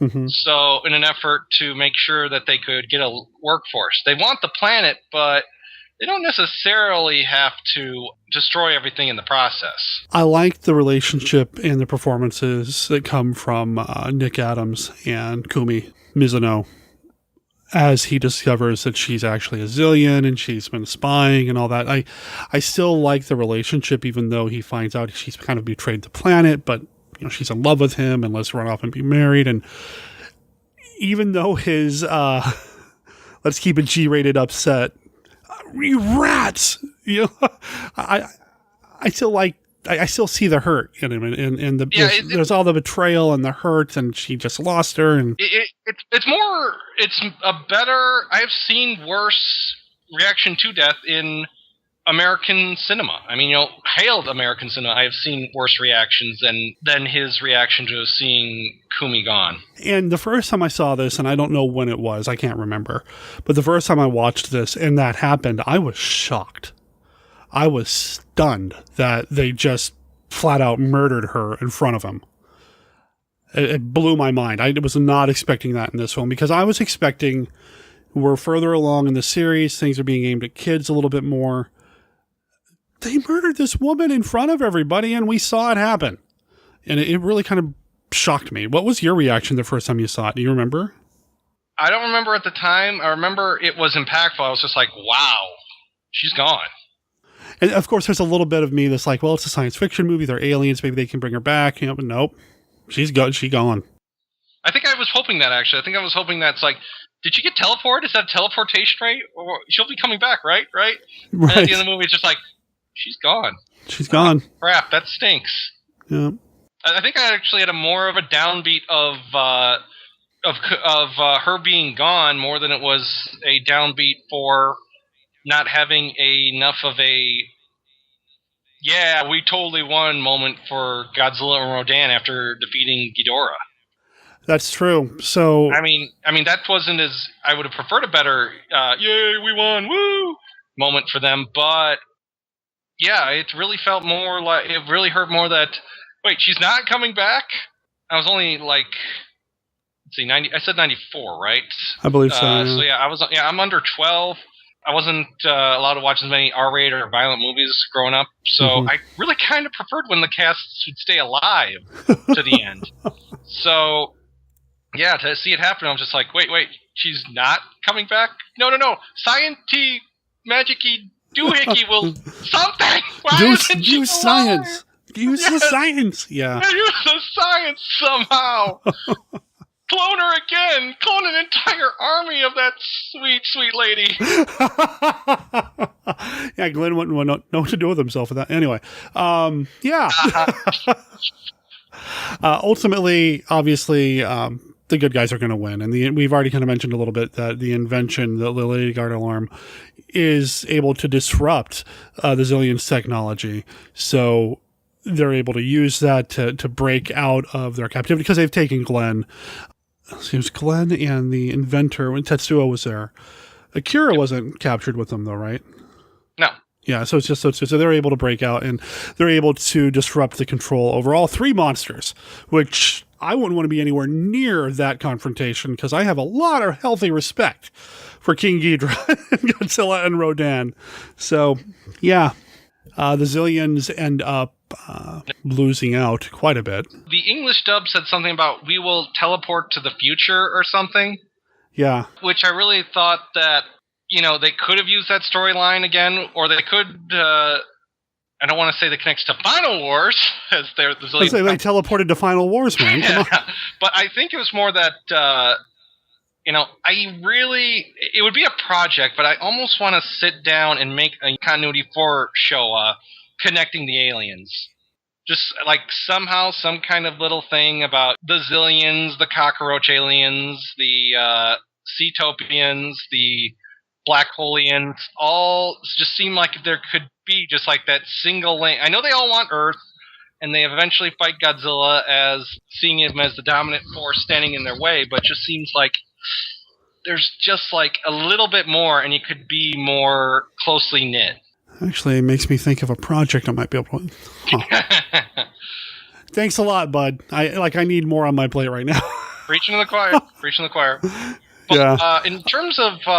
since we're talking about future movies, and we can safely say that the Zillions were reused in Final Wars, I'd also like to point out a note I got this time around watching it was the line, "Tiger at the front door, wolf in the back," was used similarly in Godzilla vs. Destroya, where Godzilla appears and Destroya combines into a deadlier form. They're like choosing between Godzilla and Destroya is a tiger or a lion or something, but still basically the same idea. Could have been even the same line, just bad translation. But yeah, it just seems like that was another callback. This film, a nice little connection. Oh yeah, this film really helped to influence a lot of future, both American and future Toho movies.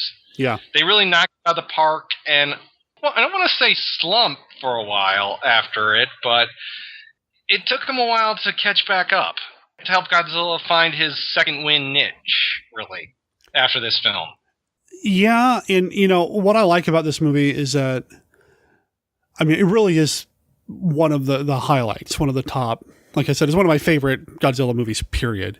It is right up there at the top. It really does put Godzilla in prominent. And I love that they do that with Rodan, too. I love Rodan. I really do love the first Rodan film. I think it's great. When Rodan turns up again, I'm not as enamored with him. I feel like he looks a little goofy. I just not a big fan of him, but I feel like they kind of return him to a place of respect in this film. So I really enjoyed Rodan's appearance and role in this movie a lot. You don't get Rodan again until Destroy All Monsters, and even though people hail the Monster Bash of everyone fighting King Ghidorah in Destroy All Monsters, and your boy Rodan is there. Yeah. You got a blink and you miss it moment with them. Yeah, it's cool. Oh, everyone's there, but just like everyone just gets like one hit except for Godzilla, and just like, okay, King Ghidorah could actually use some backup here. It's not. But, I know he's supposed to be the killer among killers and the arch villain, but yeah, it seems like this fight's a little one-sided. Yeah. Right after this was Ibora Horror of the Deep, which... that movie. Oh, you're not a fan? See, I like that one a lot. I can't like it once I've known the truth. What is the truth? It originally was a script for... Oh, okay, the King Kong. The King Kong. Once I knew about the King Kong connection... Yeah. And I think about the King Kong connection, I'm like, wow, it fits much better. It wrecks it for me, because I'm just thinking this film would be so much better with King Kong, not because Godzilla isn't doing a bad job, but Ibora is he's the sea monster. He's a giant shrimp, which would be menacing to Kong, because then he could try to drown Kong. But he's fighting against Godzilla, a character who has been known to live in the water. It doesn't work. Yeah. I mean, Yeah. there's not a single moment of that fight where Ibora would have had the advantage. Now, if it had been Kong and those underwater scenes, those would have been frightening because, Kong is about to die. He's about to suffocate. Oh, no, he needs to get up and gasp for water. Mhm. I mean, gasp for air from the water. What they do with the monster in Ibira, or what they do with Godzilla specifically, not just that, not just the fight with the sea and trying to drown him or whatever, which makes no sense. There's also the connection, treating Godzilla like he should care about the Beauty and the Beast kind of thing, which isn't really a Godzilla thing, but it's certainly a King Kong thing. But it's not really a Godzilla thing. The connection between Godzilla and the woman in that film just seems like they should have excised that as well when they realized they weren't going to get Kong. But what I like about Ibira Horror of the Deep, and this is not the movie we're talking about, but I do like the music. I do like the human characters, especially at the beginning, how they all kind of steal the boat together and accidentally. And I love the Red Bamboo as a villainous organization. I do like that quite a bit. No, I hear what you're saying, though. Your criticisms and commentary on Ibira are totally valid.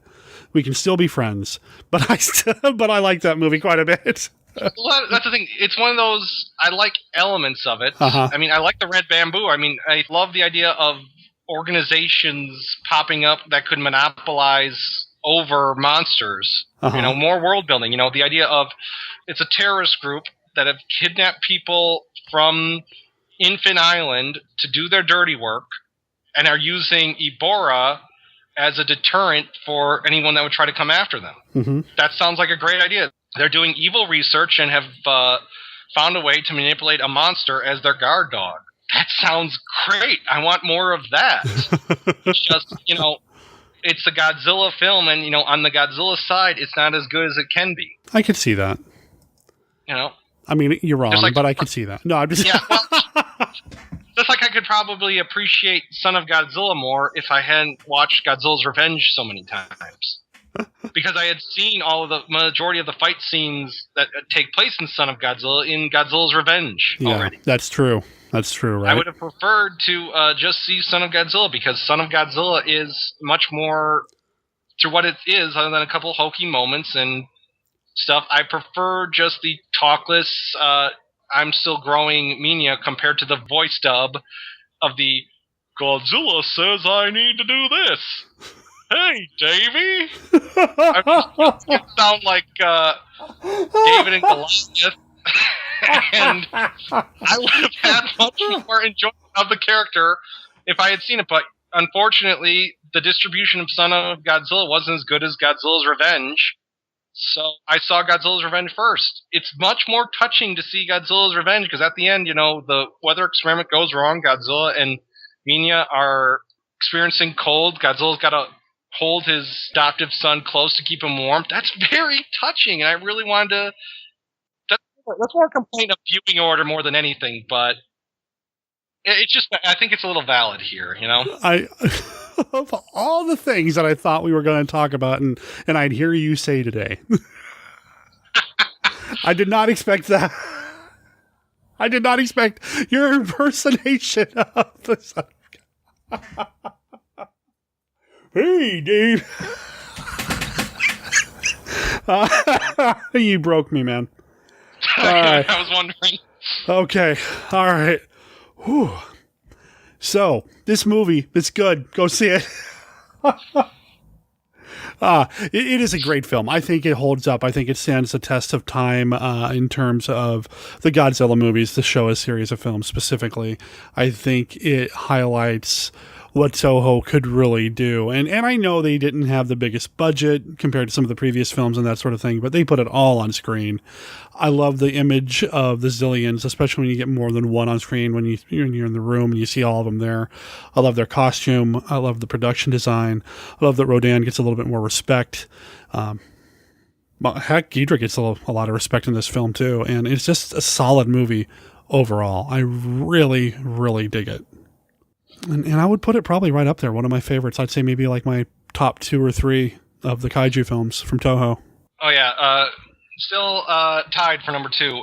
And both of them, Godzilla vs. Monster Zero versus Godzilla vs. Biollante are up there because, frankly, it's world building. It's just, I love great world building, and I love a world that feels like they know that giant monsters exist, and if they make precautions for them, they react accordingly to how people should do things in a world with giant monsters. You know, they know about them, they're prepared for them, they know how to send teams out for investigative work. In this one, Godzilla vs. Biollante starts with talking about the Godzilla warning system. Yeah. It always astonished me that later Showa films, people were like, holy crap, there's a monster! I'm just like, did you just have one visit like last week or something? Well, that's the old joke. Why didn't everybody move out of Tokyo? You know, that's the old joke, right? Godzilla turns up every other year. Move.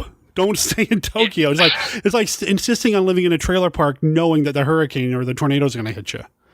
You know, it's just move. Don't. But yeah, I do appreciate that they recognize the continuity here. Oh, that's Ghidra. Well, you call him that. We call him Monster Zero. It's part of the history, and it's the world building, and I really enjoy. And I think that's my biggest disconnect from the Millennium series of the Toho films, is that everyone was like, well, we're ignoring everything but the first one, and that's fine.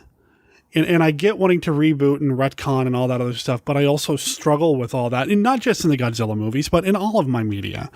You know, I'm starting to get back into reading comic books, and I'm bummed that Marvel is like, we're going to reboot everything again. Haven't you done this like 4 times in the past 5 years? I don't understand. You know, they've done that 4 times in the last 2 years. Yeah, dude. I'm just getting back into it, so I don't know. That's why the only 2 movies I cling to are Godzilla in the Heisei, in the Millennium series, are Godzilla versus against Mechagodzilla, or Godzilla Mechagodzilla 3, and Godzilla Tokyo SOS, because those do the world building continuity, but they do it in a different way. You know, they only reference back to the original Godzilla, but they also reference Mothra for bringing in the microwave gun, and they reference War of the Gargantuas for the first appearance of the Maser cannon. Yeah. So they actually do world building and showcase that monsters have attacked, we have a plan, this is what we're going to use all our resources at our disposal to make something better, so we're able to fight off Godzilla when he returns again. One thing leading to another. It makes perfect sense. It's good stuff. Is there anything else we need to talk about the movie before we wrap up here?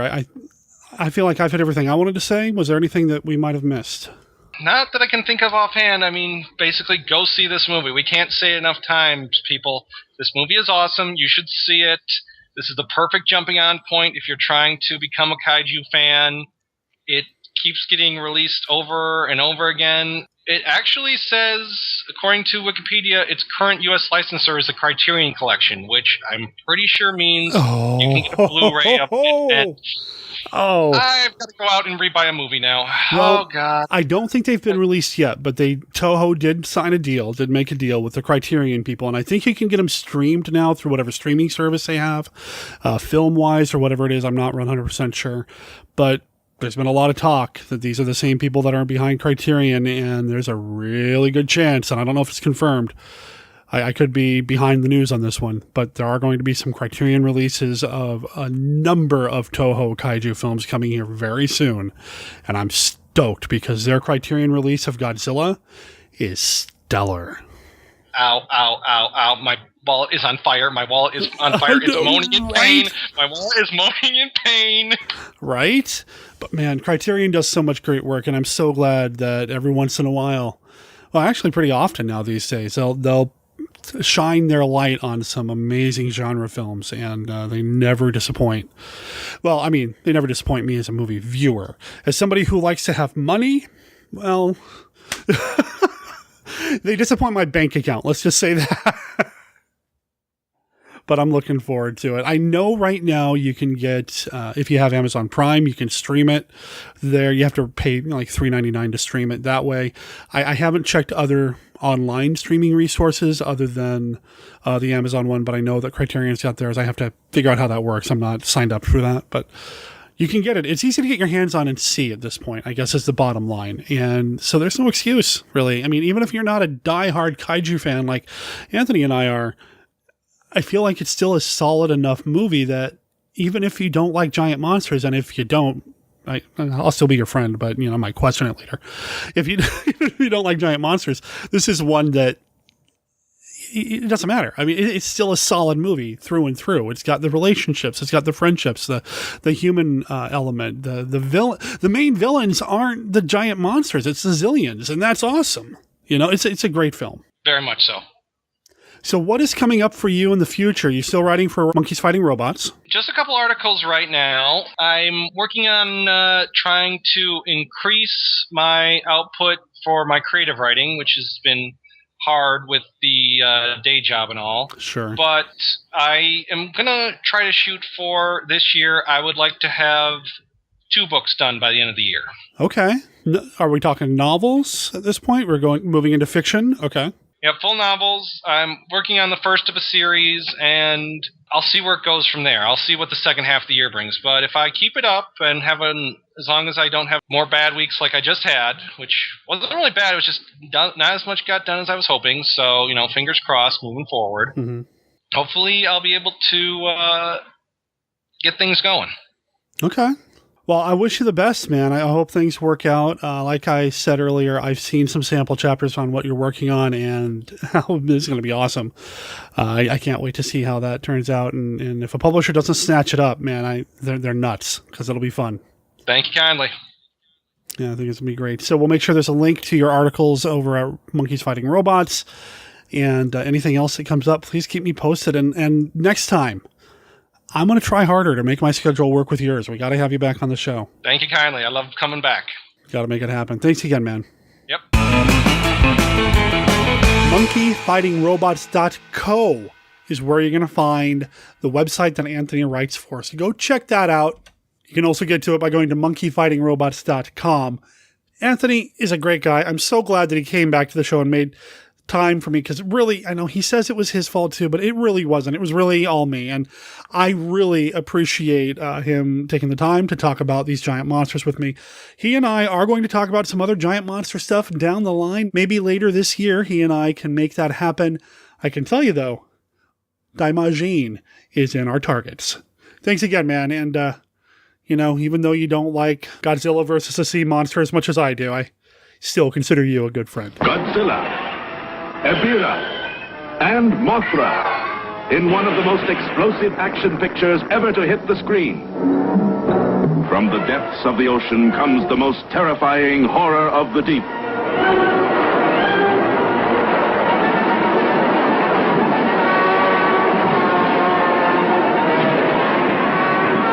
From within the mountain caves comes the dreaded monster Godzilla.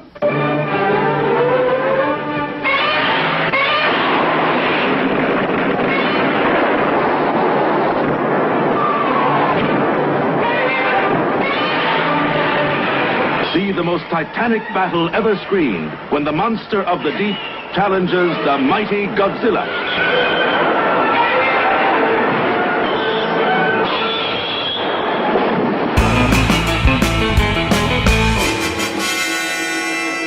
Hi, this is Jeff Owens from the Classic Horrors Club. And I'm Richard Chamberlain from kccinephile.com and monstermoviekid.wordpress.com. We'd like to invite you to attend the next monthly meeting of the Classic Horrors Club on the Phantom Podcast Network.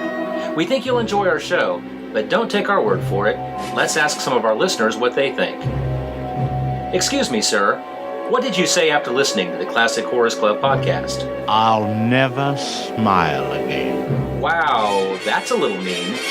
How about you, sir? Would you recommend the Classic Horrors Club podcast? It would be very dangerous, not only for you, but for others.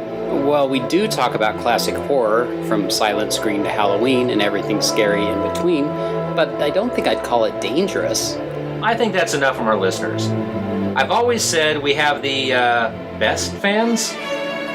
Why don't you give us a try yourselves? We meet once a month during the Classic Horrors Club podcast on the Phantom Podcast Network, found at downrightcreepy.com or at classichorrors.club. Oh wait, here's one more listener walking his pet. What do you think of the Classic Horrors Club podcast? There's the stink of hell on this train. Even the dog knows it.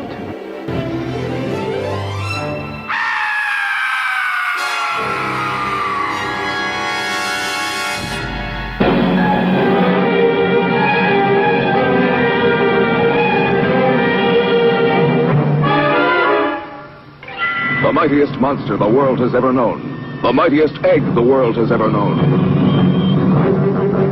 Introducing the son of Godzilla.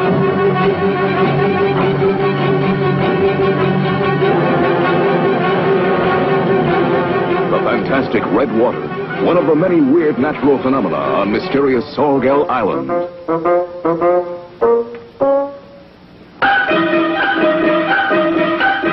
A great scientific experiment begins.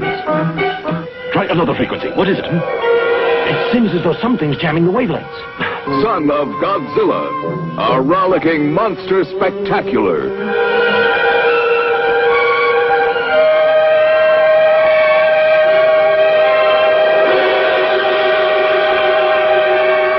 See how a baby monster becomes a monstrous monster.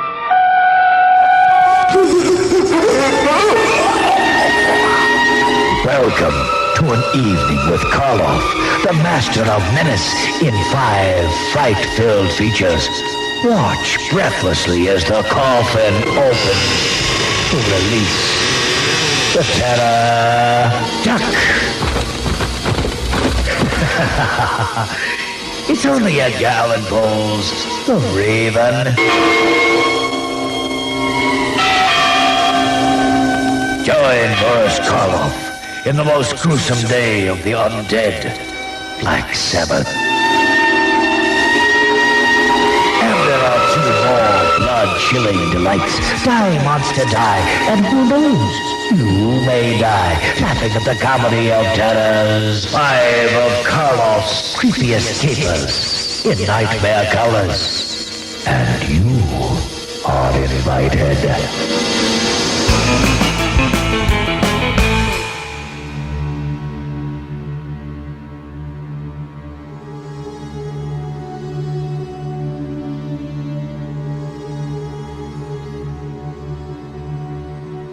You know, I think there's no mistake that when you think about Frankenstein in the movies, you immediately go to Universal's version of Frankenstein, the Frankenstein that was portrayed by Boris Karloff. Yeah, I know, it's Frankenstein's monster, but you know what I meant. Karloff's version of the monster, the way he moves, the way he stands, the way he speaks, this is iconic. However, there was another actor who played Frankenstein's monster just as much, if not just a tiny bit more, and that's Glenn Strange, and he would pick up the mantle, the flat-topped mantle, later in the series with House of Frankenstein, House of Dracula, and Abbott and Costello Meet Frankenstein. Now, if you look at the original Frankenstein's monster and you look at the Glenn Strange version, they're a little different. I mean, Glenn Strange plays him very broadly. He's a caricature, basically, of what Karloff's version was. And, you know, it's not just the monster itself, but the films themselves do swing from one side to the other quite dramatically over the course of, say, 15, 16, 17 years. You start with these movies, Frankenstein, Bride of Frankenstein, even Son of Frankenstein. They're treated as A pictures, and then things happen at Universal. But, you know, it's not just things happening at Universal and Lumley not being in charge anymore that led to, I believe, some of the changes in the Frankenstein films. There's also things happening in the world at large that kind of change things. For example, in Bride of Frankenstein, Lionel Atwill plays a character named Inspector Krogh. Now, I don't think they ever flat out say it, but he's very German, right? It's 1935. You got this German character. He's trustworthy. He's a hero. Later, Lionel Atwill turns up in Ghost of Frankenstein in 1942, and he's playing a character named Dr. Baumer. Now again, they don't flat out say he's German, but he's very Germanic. And it's important to keep in mind that in 42, this is when the Allies in World War II finally start learning a little bit about what the Nazis have been up to with the camps and all the atrocities in Europe, basically. So we go from this German guy, Germanish guy in Bride to this Germanish guy in Ghost, and I mean, it's very, very different. Plus, because the war is going on and there are some pretty horrific things happening, we can kind of see some of that reflected in Ghost of Frankenstein. I mean, for crying out loud, at one point, there's talk of the monstrous brain being put into the body of a child, and to make that happen, the child has to die. I mean, that's a horrible thing to think about. And really not something that you would see in, say, Abbott and Costello Meet Frankenstein. So after the war, people don't want to deal with this stuff anymore. People don't want to see the atrocities, the horrors. They don't want to see this. And so you end up with things like House of Dracula and Abbott and Costello Meet Frankenstein, which is a little bit more lighthearted, a little bit more of a romp of things. And I find this fascinating when it comes to not just Frankenstein films, but film in general. If you look at what was going on in the world and how that impacted the pop culture at the time, really, really interesting. It does mean that in retrospect, we lose out on having any more Karloff as the monster. And really, by the time Son of Frankenstein came along, he was done. He was ready to check out. And they did bring him back for House of Frankenstein, but for a completely different role. But it was kind of nice to see him with the Frankenstein's monster one last time. The Universal version, anyway. He does turn up in another Frankenstein movie down the line, but we ain't there yet, folks. I do wonder, when I look at these movies, if Universal kind of lost control, let the monsters kind of get away from them a little bit. In the beginning, Dracula, Frankenstein, The Mummy. These three in particular I think of when I think of the classic monster movies of the original Universal cycle. I know there's an argument to be made for Phantom and Hunchback to be in there, but they were kind of a silent era thing and completely different. These three original monsters from this era are in films that are prestige pictures. They're treated very seriously. Lemley Jr. is very instrumental in making these movies what they are. And they're big hits. Frankenstein and The Mummy back-to-back really put Karloff on the map. And for better or worse, it typecast Bela Lugosi, made it so that he can never be without a job as long as somebody wants to see him play Dracula, even if it's on a rinky-dink stage somewhere. As the films continue, I feel like they just kind of got viewed as properties. They just started churning them out, and people aren't really interested in seeing a lot of horror. Let's make them a little bit more fun, a little bit more lighthearted. Let's throw some money in it if we have to bring in Abbott and Costello. But you have to keep in mind that when Abbott and Costello Meet Frankenstein came out, they weren't necessarily at the peak of their career either. This really kind of served as an upswing, a way to bring them back into more prominent position when it comes to pop culture. So really, these movies, I hate to say it, but I get the impression, based on the research that I've done, that they were kind of throwaway pictures. Yeah, it's cool to see these movies. And yeah, the people making the movies, Lon Chaney in particular, really, really worked hard to make these movies what they were. They didn't phone it in. It's cool to see Lugosi in Abbott and Costello Meet Frankenstein, see him return as Dracula. Glenn Strange certainly brought his own take to the monster, and Jack Pierce, of course, is involved in the makeup still, so we still have some amazing monster design, but I just feel like that the heads, the people that were in charge from the beginning, just kind of lost control. And I'd like to read a quote from Boris Karloff. He's talking about Frankenstein's monster here when he says, "The most heart-rending aspect of the creature's life was his ultimate desertion by his creator. It was as though man, in his bumbling, searching attempts to improve himself, was to find himself deserted by his god." And, okay, maybe I'm reaching, but when I hear something like that, sure, it's Karloff's take on Frankenstein's monster, and you can take it at face value, but I also can apply this to what I feel happened to Frankenstein's monster and Universal. Universal being the creator, and just kind of abandoned Frankenstein's monster after a while. Didn't throw as much money at the pictures. Didn't make the movies A pictures anymore. And, ultimately, he was deserted. Now, Universal would jealously and legally protect its image of Frankenstein's monster, especially when they found out it would continue to make money for years to come. All sorts of stuff going on with trademark and copyright and all this other stuff, which we're going to talk about, I'm sure, during this series as we look at 200 Years of Frankenstein. But, in the end, no Universal, I don't think we'd have Frankenstein's monster as it exists today. And I think that's a very important thing, even though so many other studios had their hand on the monster, including Hammer Films. And we're going to talk about Hammer Films and their Frankenstein movies starting next week as we continue our look at 200 Years of Frankenstein.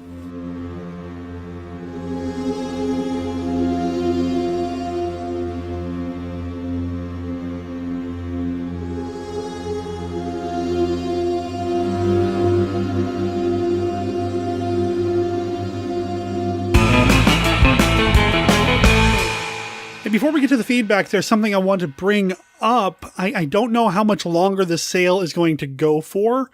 They're calling it the March Madness sale, and I don't know if that means it ends at the end of March, but Kino Lorber is having a sale right now on a lot of their DVDs and Blu-rays, and I'm seeing some pretty incredible prices. Not all of it's monster movies, not all of it's genre films, but they do have some pretty good prices on some of these genre films, and I'd be remiss if I didn't say that I'm wanting so many of these, and some of them I already have, and man, I wish I had waited because there are some great prices here.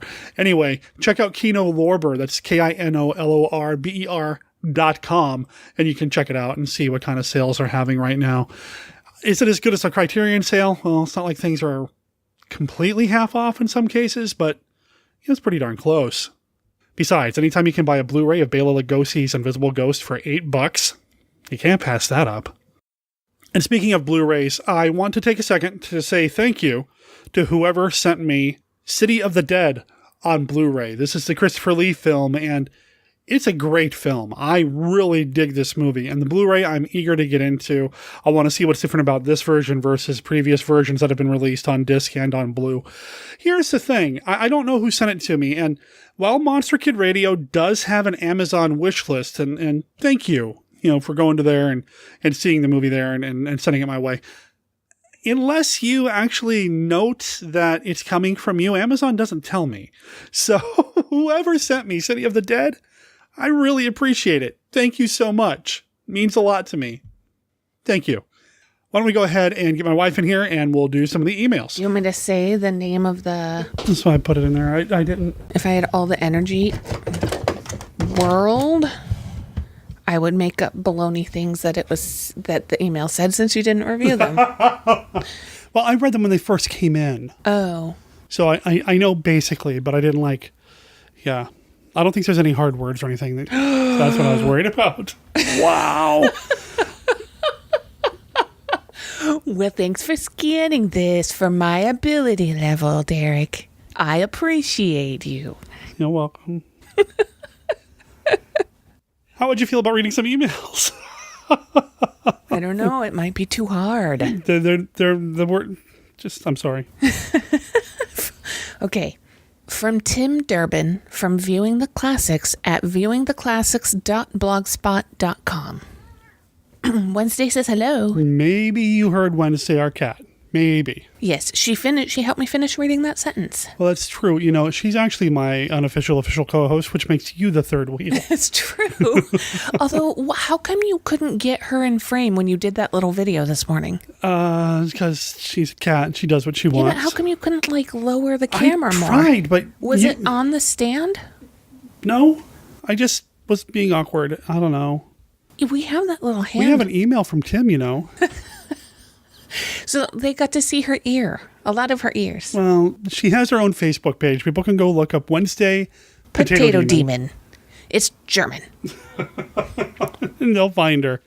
Please like her page. She's very insecure about how many people have liked her page so far. Are you trying to collect likes on our cat's page? Wednesday asked me to do it. No. She's got 20 claws. 18. We looked this up and we were wrong. She has 18 claws. She was wrong. She told everybody she has 20 claws. I understand overcompensating. She may only have 18 claws, but she knows how to use 20 of them. It's true. She's still a vicious kitten when she wants to be. Little murder machine potato demon. Yeah. All right. Hey, what's Tim say? He says, "Hi, Derek. Hi, Tim. I really enjoyed your discussion with Jerry Lamastus this week on the night." It's Jeremy. Did I type it wrong? Yeah. It says Lamastus. No, Jeremy, not Jerry. Did I say Jerry? You sure did. Maybe you did. Maybe I misheard, but... Is that one of those big words? I totally understand why you read for big words now. I can't even say the normal ones right.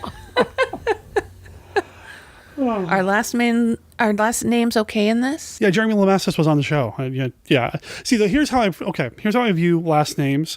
When somebody writes in, if they've not been on the show and I've introduced them with their last name, I don't use their last name typically. If you haven't. Oh, got it. Okay. But Tim has been on the show. Tim did The Most Dangerous Game with me on the show at one point. I'd love to have him back. I know he's dealing with some health stuff, but I'd love to have him back on the show at some point. Is The Most Dangerous Game the Fantastic Five? The Classic Five? What's the Fantastic Four? Yes, it's such a dangerous game for me. I can't even answer anything. The Fantastic Five is like when one of the Fantastic Four calls in sick, but he has to go into work anyway, so he brings a buddy to kind of help him out. Oh. So, who would be the fifth Fantastic Four? Probably like Spider-Man. He hung out with him a lot. Oh, he hung out with him a lot. Oh. Hey, what's Tim say? Don't know. Hey, you know what? There is, speaking of Spider-Man, I started following a bunch of comic book YouTube channels. One of them is called Nerd Sync, and they did a video, or he did a video on YouTube about how Spider-Man, when he was first created, could have very well been a horror character. Oh. And it's a fascinating YouTube video. I'll include a link in the show notes, maybe even embed the YouTube video. This is completely unsolicited and all that. You know, I haven't been in contact with the Nerd Sync guys, but I should because I love what they do. But it was a really interesting take on how, I mean, the idea of becoming a spider is pretty darn horrific. And if you look at the time when Marvel was creating Spider-Man, they had other characters like the Hulk, which was a Jekyll and Hyde thing. And Stan Lee went on record as saying Jekyll and Hyde and the Frankenstein's monster and all these were influences on a lot of the stuff, the Hulk especially. So it wouldn't be a stretch to say that potentially Spider-Man, who has got all these abilities of a spider now, could have had some horror stuff going if they had just tweaked it a little bit. Really interesting. Like I said, I'll include the YouTube link. Has nothing to do with what we're about to talk about in this email, but... I just read a cracked article. Oh. Potentially you'll cut this all out, but it was super interesting about Jekyll and Hyde wasn't something happening necessarily to this guy. He wanted that because he was restricted by society's norms. So he wanted a situation in which he could have fun and behave poorly. He even set up like cleaners and a bank account, everything for Mr. Hyde. So Mr. Hyde, is it Mr. Jekyll? Dr. Jekyll? Dr. Jekyll is the good guy. Yeah. So he set up a bank account for Mr. Hyde. He set up so that he could behave poorly and have more fun, and only brought it to an end when murder happened. Like you do. You wrap things up.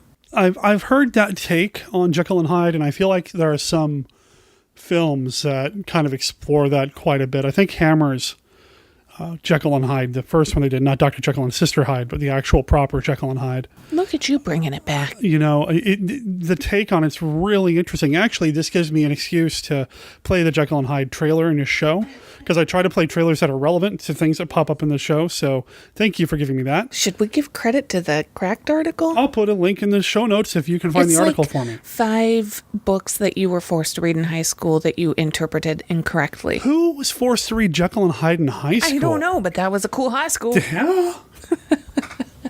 I picked up Jekyll and Hyde at a book fair in a library where they would bring in all these books, and you'd walk into the library and they had all these books set up and you can get one book. I stole another one. Did I tell you that I stole one once too? I picked up Jekyll and Hyde and The War of the Worlds. I stole one, but my gym teacher saw me do it and made me bring it back, but did it as like, okay, this person who stole a book has to bring it back. And when I didn't... Oh, wow. He called you out? Directly. Yes, but I think I might have taken the stickers out of the book. There were stickers in your book? I was really young. Wow. I was really young. I can't believe we both stole a book from something where you're only supposed to get one. We're terrible people. Hey, do we have an email? Tim really enjoyed your discussion with Jeremy Lamastis this week on the 1940 film You'll Find Out. I'm a fan of that film as well. I grew up listening to old-time big band music, but never found any recordings or knew much about Kay Kaiser until I saw this movie. I had first learned about the film several years ago when compiling as complete a listing as I could of classic science fiction and horror movies from reference books and the internet, but never was able to see it until it played on the TMC. Or is that TMC? It's not the TMC. It's actually TCM. And that's what it says. Should we talk about how I'm having a rough RA day? Things aren't working super... Your rheumatoid arthritis is kind of... Yeah. So I appreciate you doing the emails, even though your joints are like, no! But clearly my brain, too. Well, I wasn't going to say that. My jaw joints are so sore. Should you even be doing this? I don't know. Well, let's see how much more I screw it up and then make a decision. Because it's the brain factor that sort of limits my ability. Fair enough. Okay, so he was trying to compile a listing of classic science fiction and horror movies. Wasn't able to see You'll Find Out until it played on TCM long before the Warner video release. The music is probably a turnoff for serious horror fans and scholars, but I enjoy it, and we get a nice variety of love ballads, novelty songs, and music integrated with humorous bits for the band members, including an opportunity for lead singer Harry Babbitt to use his high-pitched falsetto voice, as he did in several songs for the band over the years. Kaiser's band used a lot of humor in their act, and all the accounts I've read have indicated they had so much fun performing together, and it really shows on the screen. I'm so sorry to make so much editing. It's okay. No, it's fine. It's fine. It's real. We're keeping it real. Does that mean you're not going to edit the errors out? Well, that wasn't really an error. That was just like a little pause, like a dramatic. I thought you were doing it for dramatic purposes. No. Okay. I've seen a number of other popular band leaders showcased in musical movies, and I don't think it's too much of a stretch to say that Kaiser was the best actor among all of them. And that's right, you're wrong. 1939, he plays a very effective comedic routine with a young Lucille Ball, and in Swing Fever 1943, which is my favorite among his non-genre films, he entertains as the romantic lead, who also has the ability to hypnotize anyone with his lazy eye. No. Okay. You can only look at him in his one eye. I think the best thing about You'll Find Out is the way they balance the comedy with Karloff, Lugosi, and Laurie's evil shenanigans. And it's great to see them all together. And did you notice in the secret room in the mansion the dinosaur models that apparently come from Willis O'Brien's workshop? According to Glenn Erickson's review of the DVD at dvdtalk/dvdsavant/S3029horror.html. I'll make sure there's a link to that in the show notes too. The giant spiders from the cut spider pit sequence in King Kong are also there. I love this movie so much. Did you talk about the music at all? It sounds like a weird mix of love songs or love ballads. So it's the big band music of the era, right? Mm-hmm. And Kay Kaiser is the band leader. And he has a radio show called the College of Musical Knowledge, I think is what it is. Anyway, and that's kind of the framing device that he's got this band with Harry Babbitt and all these women. Ishkabibble is a member of the band. Ishkabibble, yeah. And they do these musical numbers. Bless you. And they're actually worked into the story. Like they're contracted to go do a birthday party for some girl who graduated college, and they get to this big spooky house, and the three bad guys are trying to figure out a way to scam the money and kill somebody, and in the meantime Kay Kaiser's trying to keep it together, and they do a musical number to kind of calm the guests, and it's really cool. I love this movie a lot. I know it doesn't get the greatest reviews when you look at the collaborations of Karloff and Lugosi, but for me it really delivers. Too bad they didn't have the hypnotizing lazy eye to calm everybody down. I haven't seen any of the other Kay Kaiser films, but I've started to compile a list, and I'm going to try to get my hands on them. I know they're not genre films, but, I like classic cinema too, and I would be down for some more Kay Kaiser madness. Tim's awesome. I do want to have him back on the show at some point. Maybe later this year, man. And I'm going to go ahead and cut that off there. We do have more feedback that Brenda will be back next time to continue reading here on the show. Big thanks to her for being a trooper and actually doing the emails when she feels so poorly. She's awesome. Not because she feels poorly, but just, Huge thanks to my wife for doing that. I love podcasting with my wife. She's awesome. I know sometimes when she and I start talking, we go pretty off topic, but, I miss podcasting with her. We used to do it every week on my old zombie movie podcast, and to have her in the mix, I hope you guys and gals dig it at least half as much as I do. Anyway, Thanks to her, and thanks to you for being part of the show, for writing in. You can always send us an email at monsterkidradio@gmail.com, or if you're feeling fancy, you can always call and leave us a voicemail. Our voicemail line is 503-479-5657. That's 503-479-5MKR. You can also find this over on our website at monsterkidradio.net, where you're going to find links to everything that we've talked about here on the show. I'll make sure there's a link to that Cracked article that she mentioned. I'll make sure there's a link, or at least I'll embed the YouTube video that I mentioned about Spider-Man being a horror creation, and, well, everything else too. Monkeys fighting robots, and just everything you need to know about the podcast. It's right there. I'll also make sure there's a link to the Rondo Hatton Classic Horror Awards over at rondoaward.com. You can still vote. The ballot is still open. You can vote for your favorite movie, DVD, commentary, restored DVD or movie or Blu-ray, TV series, magazine cover, magazine article, and multimedia site, which Monster Kid Radio is up for, and it means a lot to be on the ballot. I know I say it every week. Means a lot to be on the ballot. It's just to be nominated and to be included in the mix with all these other amazing podcasts and other multimedia sites is so cool. You can also vote to induct some people into the Monster Kid Hall of Fame. This is completely open. They're asking for 6 names, suggest 6 names to be inducted into the Hall of Fame. And I've been really pushing for Rico Browning to be inducted, but Dr. Gangrene, Larry Underwood, posted earlier today on Facebook that Elvira is not in this Monster Kid Hall of Fame. That's nuts. We need to get her in there too. So please consider voting for Elvira if you haven't already done so. I know we're getting to the end here. April 8th is the deadline for the ballot. Please check out rondoaward.com or just email taraco@aol.com with your picks for this year's Rondo Hatton Classic Horror Awards. I'll also make sure there's a link in the show notes to Monster Bash. Oh man, we're getting closer. Less than 3 months away. I just spoke with somebody earlier today to secure my ride from the airport to the convention. I've had a handful of you guys and gals reach out to me and offer to get me from the airport to the convention. Thank you so much.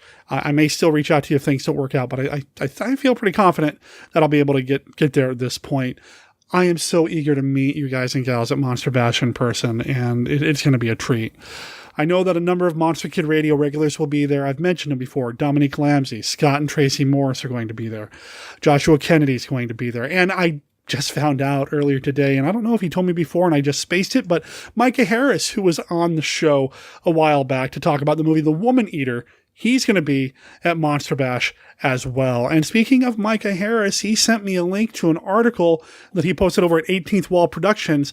It's about Ruth Rose, who's a very important person when it comes to the history of all things King Kong. Well, the article is titled, Just Like in the Movies, Ruth Rose. It's not a lost film, it's just that nobody's looking. Really cool article. I'm going to make sure there's a link to this in the show notes as well. I think that brings us to the end of the show. Can you think of anything else that I've missed? I think we're good. But if there is something I've missed, please consider letting me know about it over on Facebook. We have a Facebook page that you can like and a Facebook group that you can join. Also, please consider leaving us an honest review in the iTunes store. I really appreciate all the retweeting of the tweets and the likes on Instagram and everything else that we're doing. Is it a like or is it a heart? Whatever it is you do on, I think you double tap Instagram. Is that how that works? Anyway, I just appreciate everybody's support here for what we do on Monster Kid Radio. Monster Kid Radio is a registered service mark of Monster Kid Radio, LLC. All original content of Monster Kid Radio by Monster Kid Radio, LLC is licensed under a Creative Commons Attribution, Non-Commercial, No Derivatives, 3.0 Unported license. Of course, that doesn't apply to the song Longing for Distance because that belongs to the surf band Beware of Blasts. It's from their EP release, The Legacy, which you can pick up over at bewareofblast.bandcamp.com. You can buy the EP 4 songs for €4. Check it out. Let them know that you heard about them here on Monster Kid Radio. You know what? I didn't tell you what's coming up next week. So let's sneak that in. You know what's coming up next week? I already mentioned Monster Bash. We're going to talk more about Monster Bash because Ron Addams, the hardest working Monster Kid I know, is going to be on the show next week. We're going to talk about Monster Bash. We're going to play the Classic 5. We're going to talk about all things monsters. That's going to be fun. So come back next week for that. My name is Derek M. Cook. Talk to everybody then. Ciao.